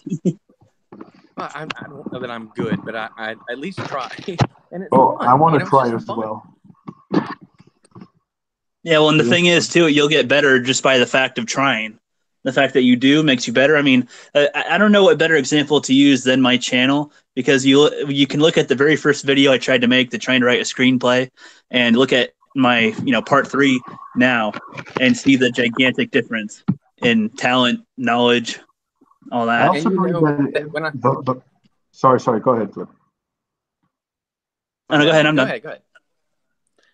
All right. Well, I was just going to say that when I met you, that was one of the things that brought us together, is how you were always doing skits. I think Angus introduced us because we both like to do skits and stuff. And, man, watching your stuff was just hilarious. And I knew as soon as I met you, we had to do collab. Anytime. Man, but I appreciate it, man. Dude, I liked it. I like the fact that your story grew, because I believe that it was also psychological how you were motivated to grow and make this a bigger picture, something bigger than all of us together. And the whole collaboration is a whole motivation. Like a lot of people are going to be in this together, and you want to make something great out of it. And it brought the greatness out in you, and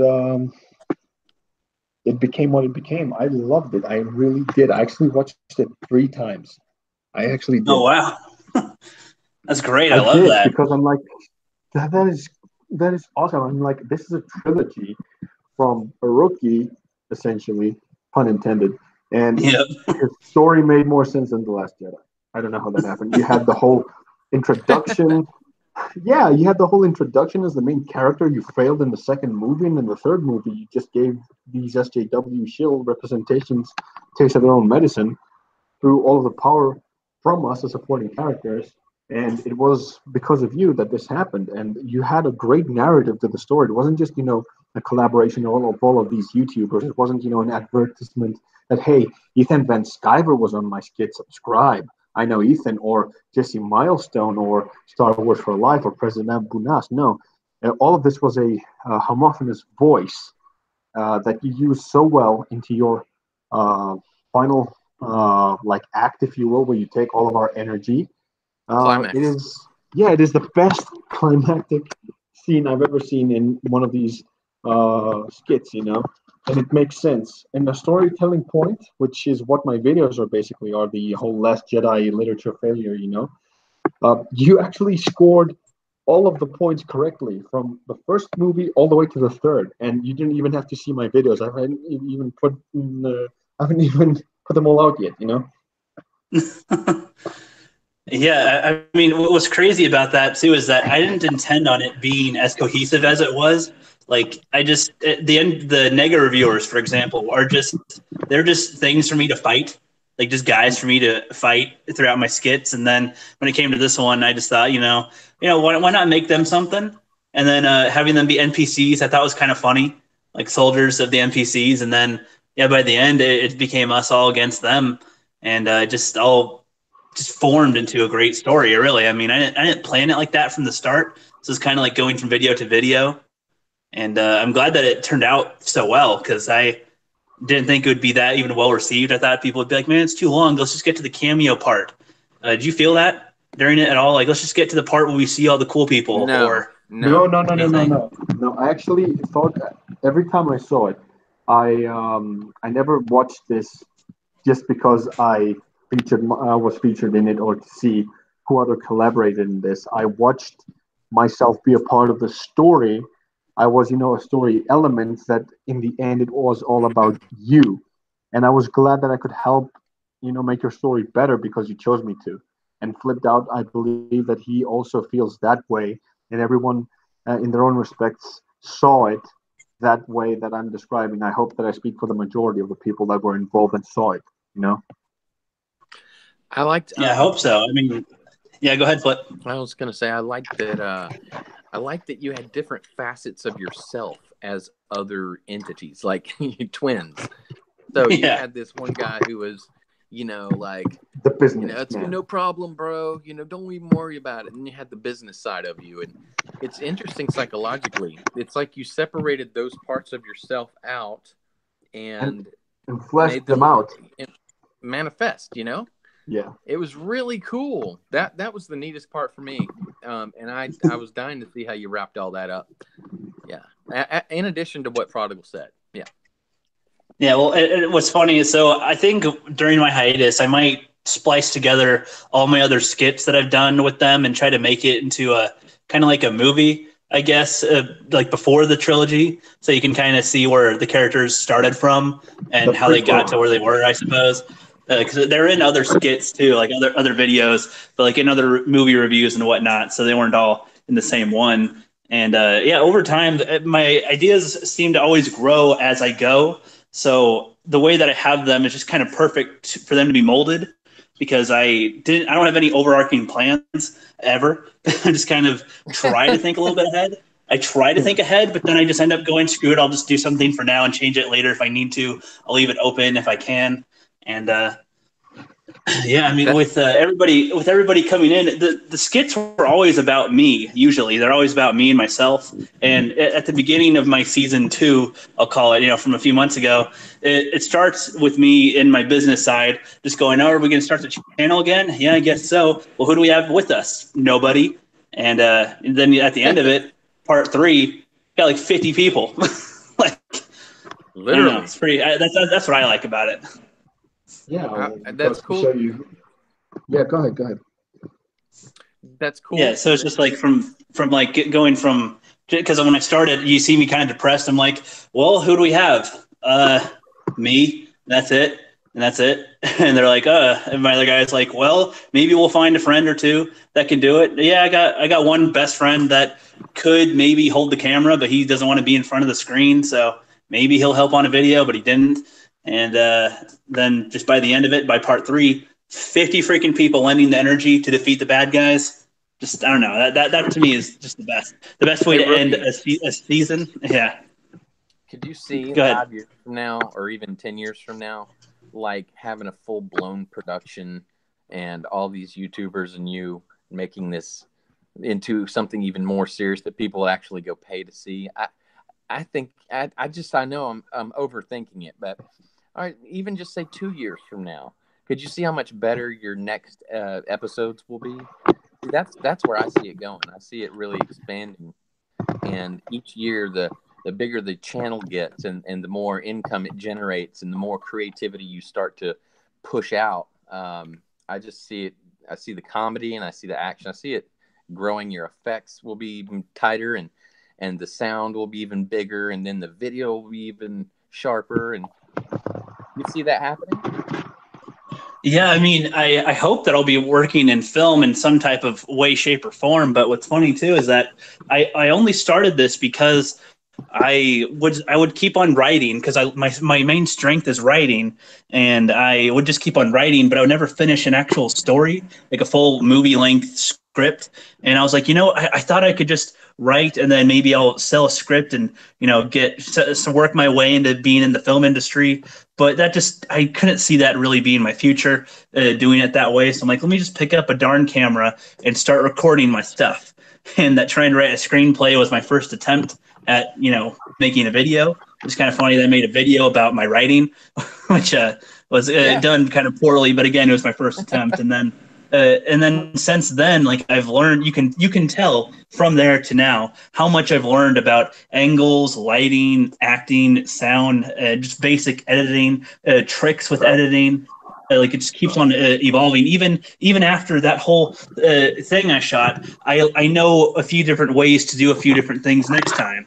And even though I'm always fighting myself in all of them, and it's never all one shot, I try to get different angles and do different actions in front of it to make it seem like I'm actually fighting, like having my fist just like my arm just at a screen and punch myself in the face, kind of, and make it look like I'm maybe getting hit. Have an action go toward the camera, and then make it look like my throat gets slit with blood going on the screen and everything, and just so. In 5 years, I would hope that if I'm not in the actual film industry, that I am kind of like what you said, like able to make quality videos and people wanting to pay to see them. If it gets to a point like there were people actually really like this, and I get over like 1,000 views on a skit, like just on a skit alone, I'd consider taking it to like a film festival in Portland. Maybe that's the closest area where I think they'd have one, and I think they have those once a year. So that's what I hope to do, and hopefully get noticed. Hopefully, grow into the film industry that way. That would be awesome. That would be amazing. That's ambitious, and it's good to have an ambition. Where do you see yourself in 5 years, Flip? Where do I see myself in 5 years? Definitely with a computer instead of just a phone. That would be great. No, I see myself in the next 6 months with a MacBook. I see everything getting bigger inside a woman for sure. And guys,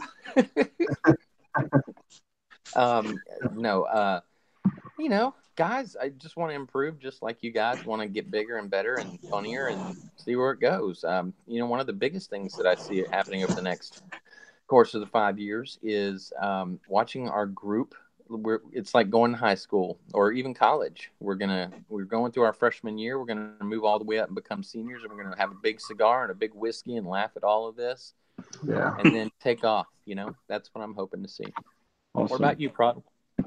Well, for starters, in the foreseeable future, I want to upgrade my channel. I'm going to change it to General Katarn because the Prodigal Legion 723 is a mouthful, and you only want to rolls the tongue off is mine because it's my name.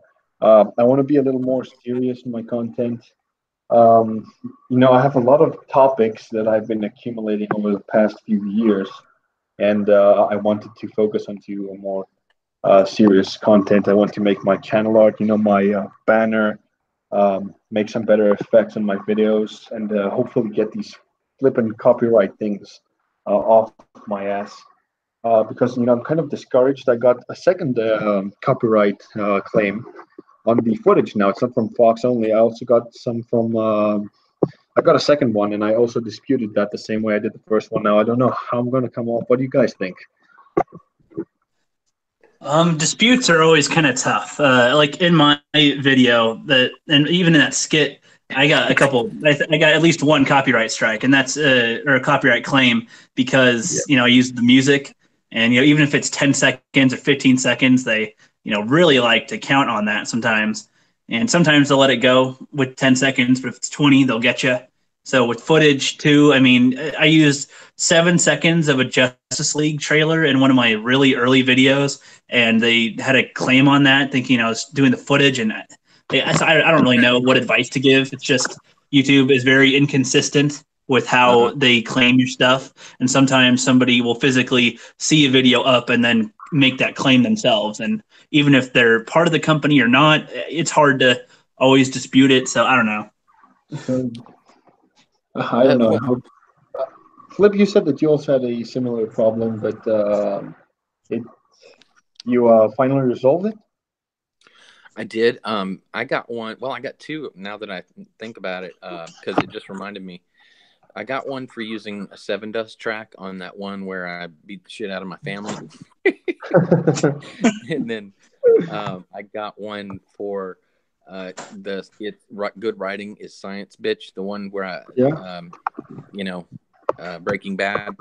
But I disputed them both, and they both went away. But I think. And how long did that happen? Because the Good Writing, that one was because I was putting it in a good light. I'm guessing that they considered it a good commercial for free.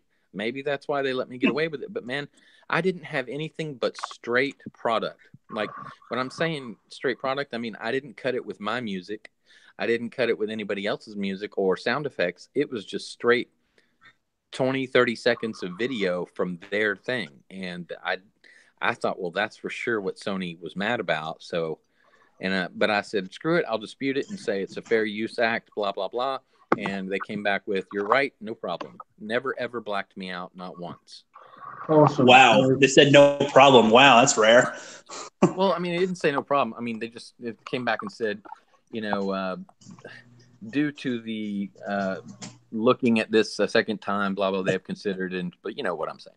I know, but I mean, that's rare that they actually just go, oh, that's fine. Like, seems like, I don't know. But seems like more often than not, they still try to push it. Well, I think it has. Sorry. No, sorry. No, you go ahead. It's just a guess, but maybe it's because if you put their product in a good light, maybe. I don't know. Well, it's because you're a white male. Yeah. I'm Caucasian. Hello. I'm half Asian, guys. Come on.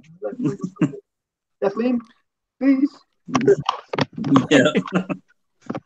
But seriously, I'm hoping that I'm actually upgrading my computer so I can do some better editing on it. I just want to be able to do some basic editing that I lack. My pictures are just basically static pictures for a few seconds, maybe a fade in, some recorded sound, some sound clips, some other video clips, and that's basically it. Now, I did get some very good feedback on the first video, and the second one is also coming along very nicely. It's sitting at 72 views after 3 days, where for me, it's a huge success, basically, because that means statistically speaking, and that's not ultimate, but that means that if I have like 158 subscribers going on to 160, that means that almost half of my viewers actually watched what I posted. And with every video that I post, I get a few subscribers, and I'm hoping that I can actually raise to a decent amount. Now, I don't know how much that might be. That might be 160. That could be 1,600. But I'm hoping to make something out of this. I like what I do on YouTube. I like writing, and I want to see how this goes. That's good. That's good. Oh, and so one other thing I could tell you, I suppose, and this kind of goes more for the community than just myself, but I'm working on a website. I'm working on a website to link all of our social medias and YouTubes where people can find us in our section of the community. I call it, it's our fandom collective, but it's also more or less the smaller part of the community, like Ethan and Geeks and Gamers, World Class Bullshitters are the real big dogs, but we're the smaller dogs. This is the small good content channels. Yeah, basically. we're like puppies. We'll grow someday. Exactly. We're getting there. And, and when people want to find new channels or channels with good content, but they don't come up on searches because it's the same ones that always come up, like Chris Stuckman or whatever, this way, you can just go to this website and you'll find us. Or if you find one of our channels, you can find all of our channels. So hopefully that'll catch on. That sounds awesome. That sounds great. Oh, man. Oh, yeah. And also tomorrow I'm having a noob stream. A noob stream with at least 4 or 5 people that have never streamed before, and I'm gonna give them a chance to live stream. Yeah, that's cool. Way to go, rookie. No, it's good. It's good. That's what it's all about, man. That's really cool.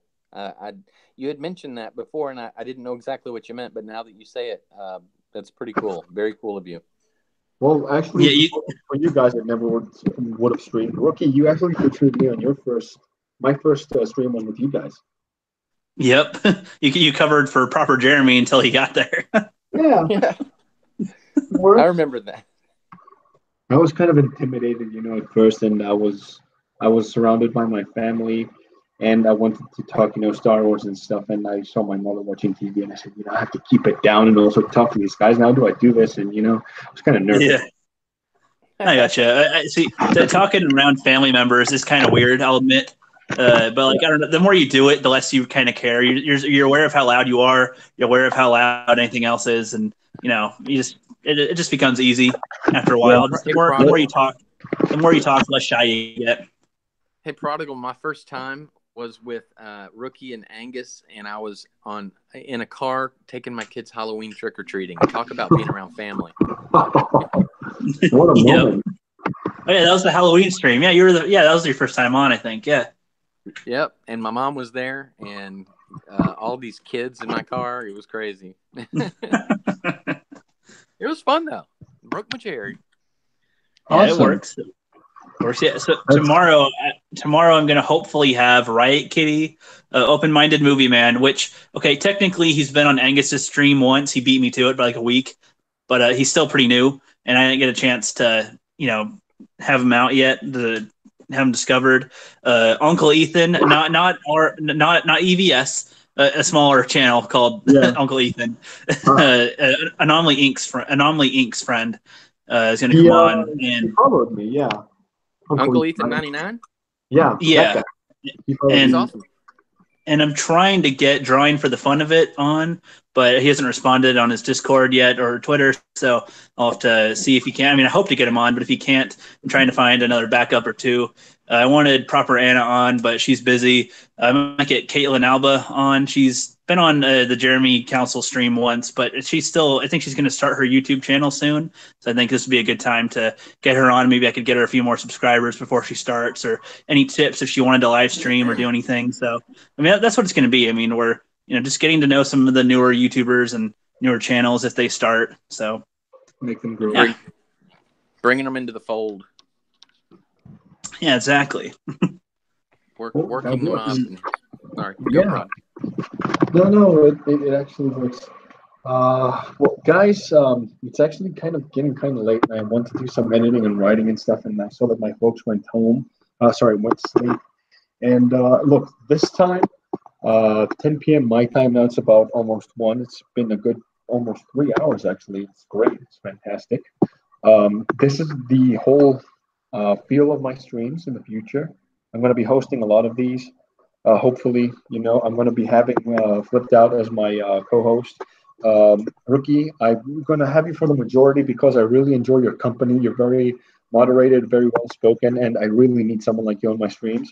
And hopefully, we're going to be having some guests and feature them on Darren Katarn's channel. I'm hey, really Prodigal. Yeah.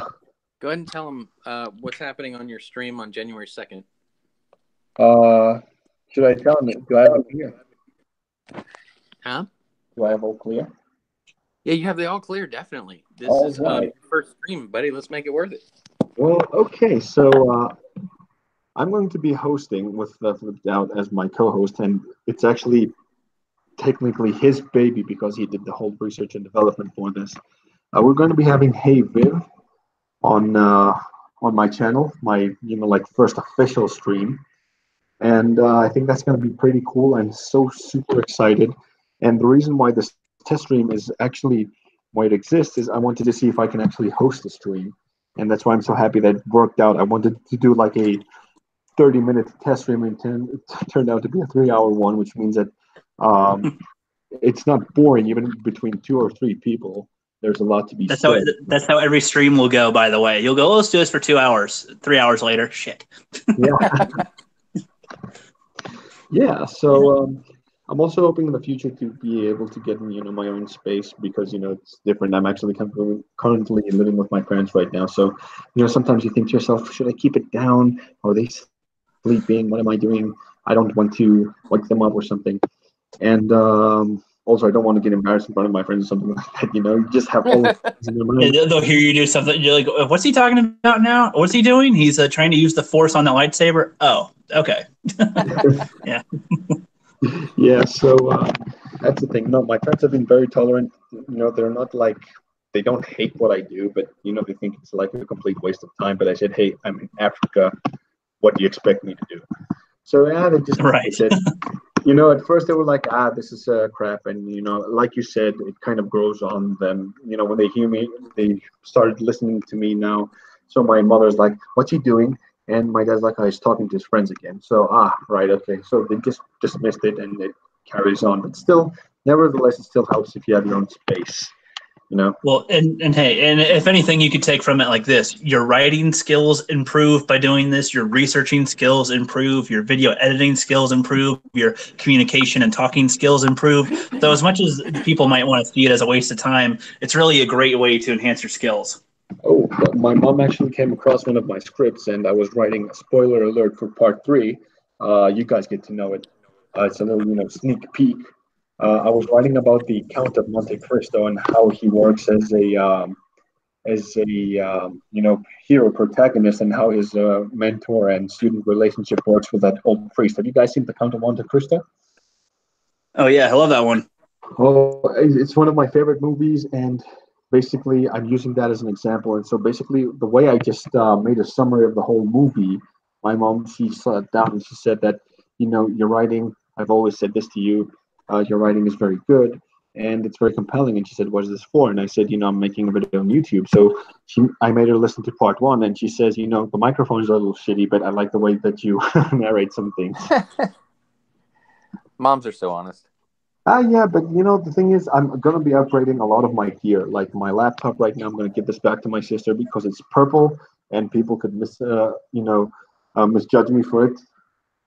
Uh, I have a shitty microphone that I want to sound clear. I know I have a deep voice, and if I play my cards right, my bass tone properly, I can be, an equivalent to Mahler. Hello, ladies and gentlemen. That would Welcome be to awesome. part two. But if I get the proper mic, if I get all of this fuzzy noise on the background off, would be amazing. But basically, that's what I want to do. That's what I want to do in the future, and I'm encouraged in a way by my parents as well. In their own unique way, they make me feel that it's okay. And no, my parents have been very great. I'm actually really happy to be back. I never actually started writing until I got to Africa, and it's been a great experience. And the whole video that I'm making, the whole video series, it's been in the making for the past 6 months. I've been actually thinking about it ever since I was with my girlfriend, and writing down took a lot of my bad thoughts that I had after this breakup off, and the whole environment has been very productive.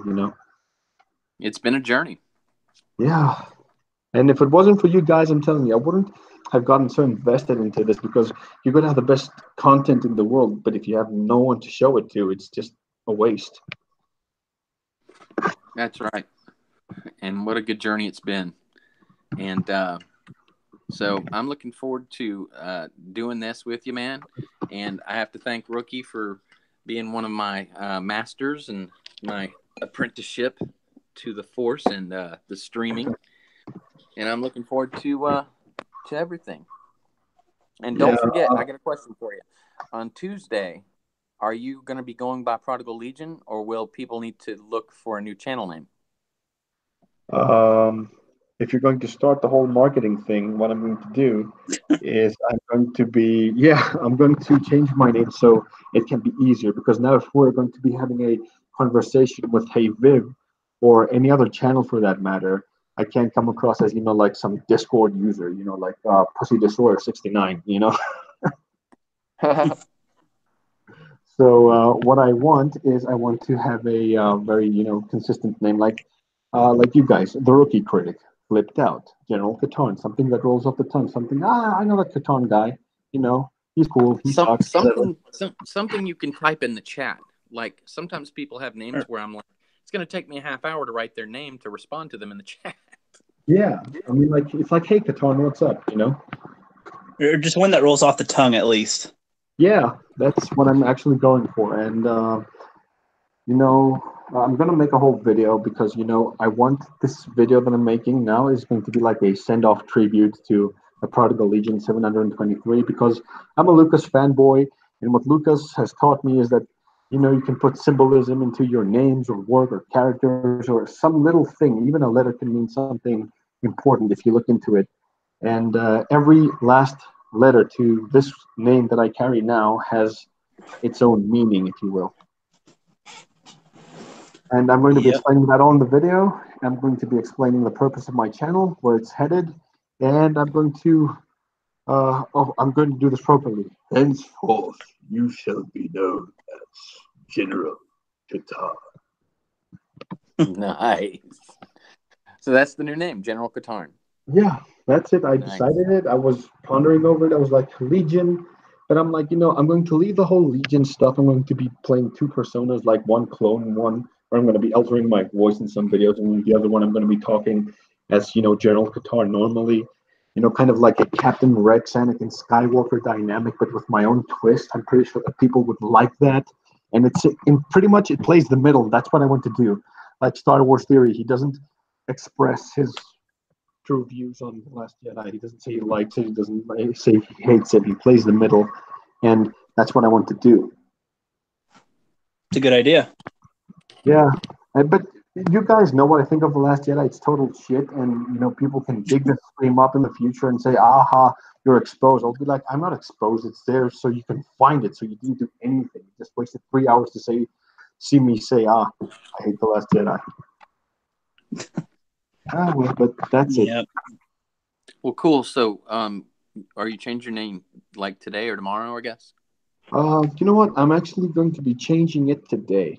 I'm going to change it today so you can start the whole promotion of all this thing.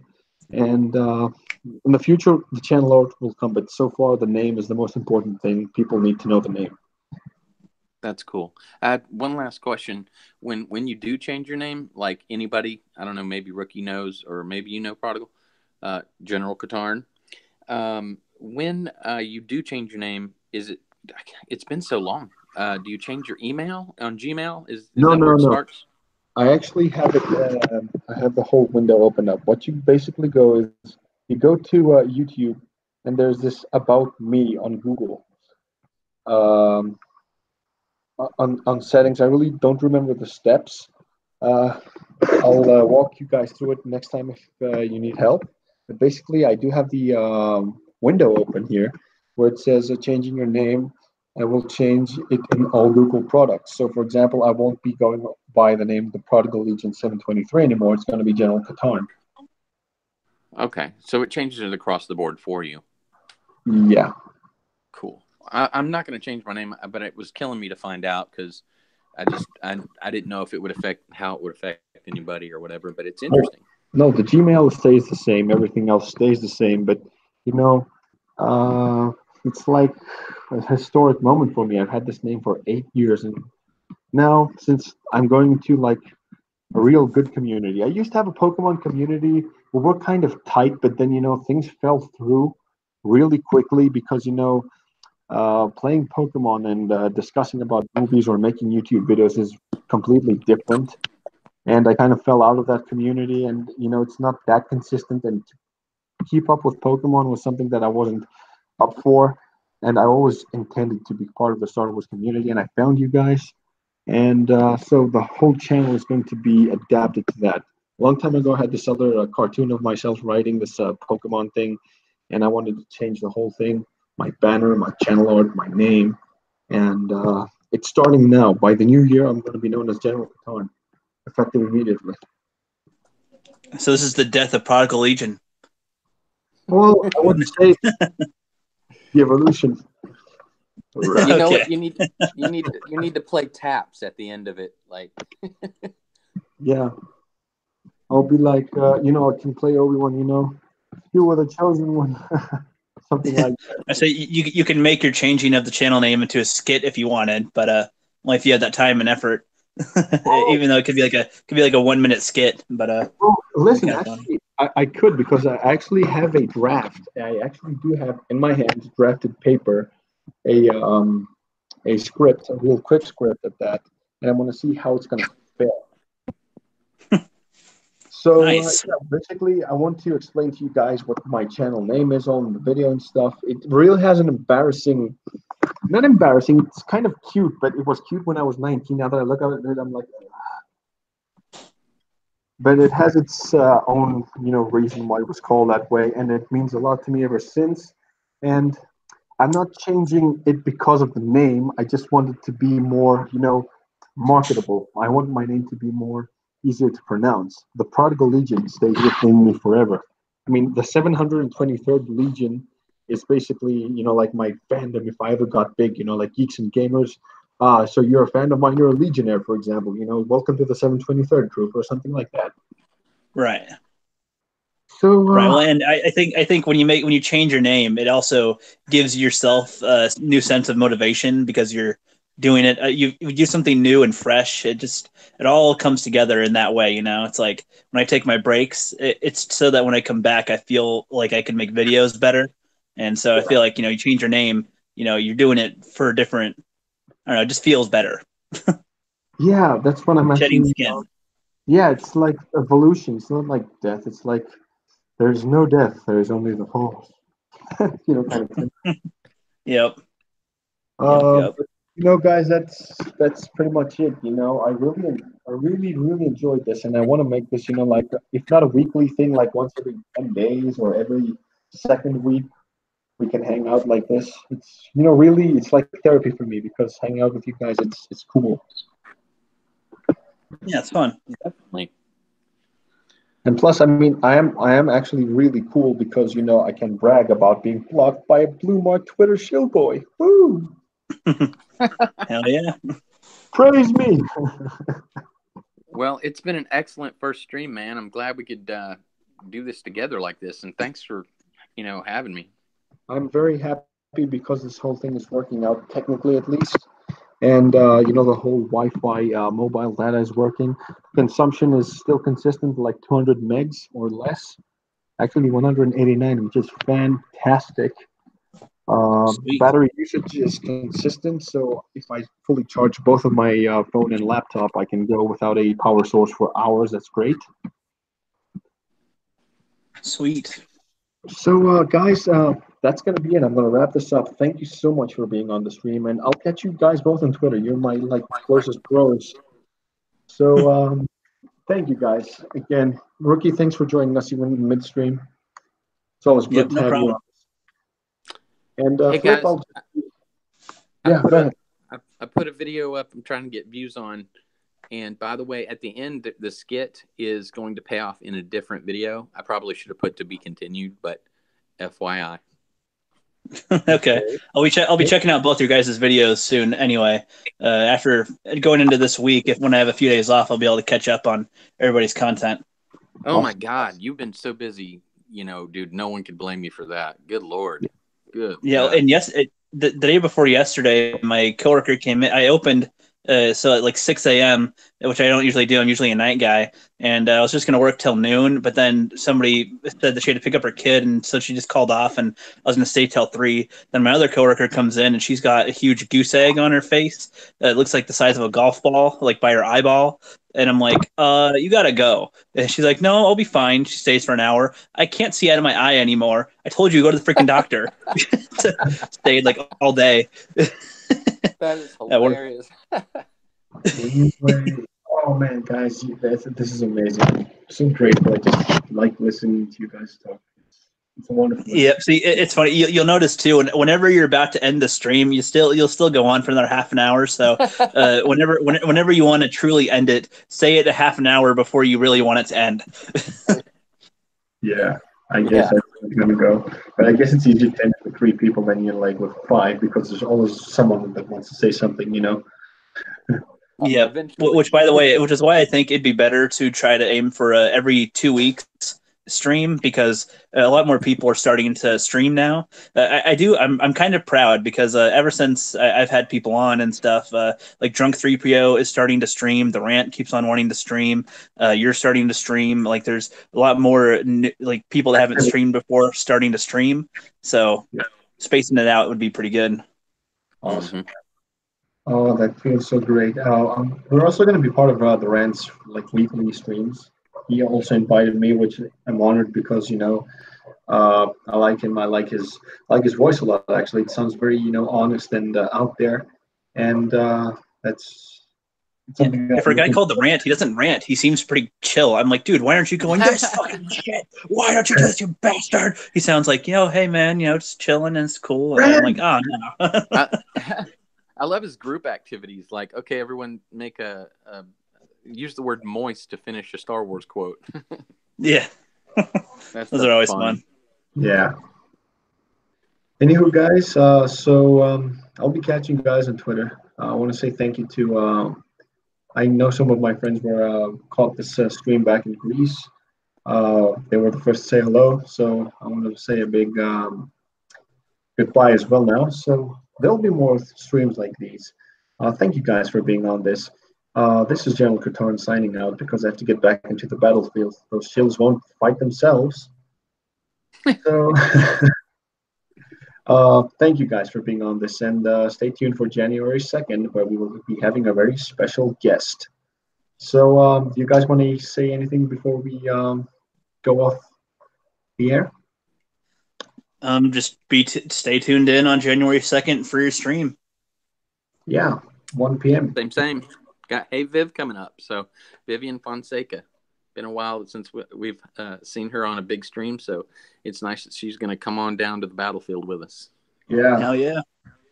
Awesome. With the grunts. With the grunts, with the actual troopers, with the guys that don't actually have a stripe yet. Hell yeah. We'll learn our stripes sooner or later. So that's it, guys. I'm going to be signing off. Goodbye, everyone, and have a great day, night, wherever you are in the world. And remember, the Force will be with you always.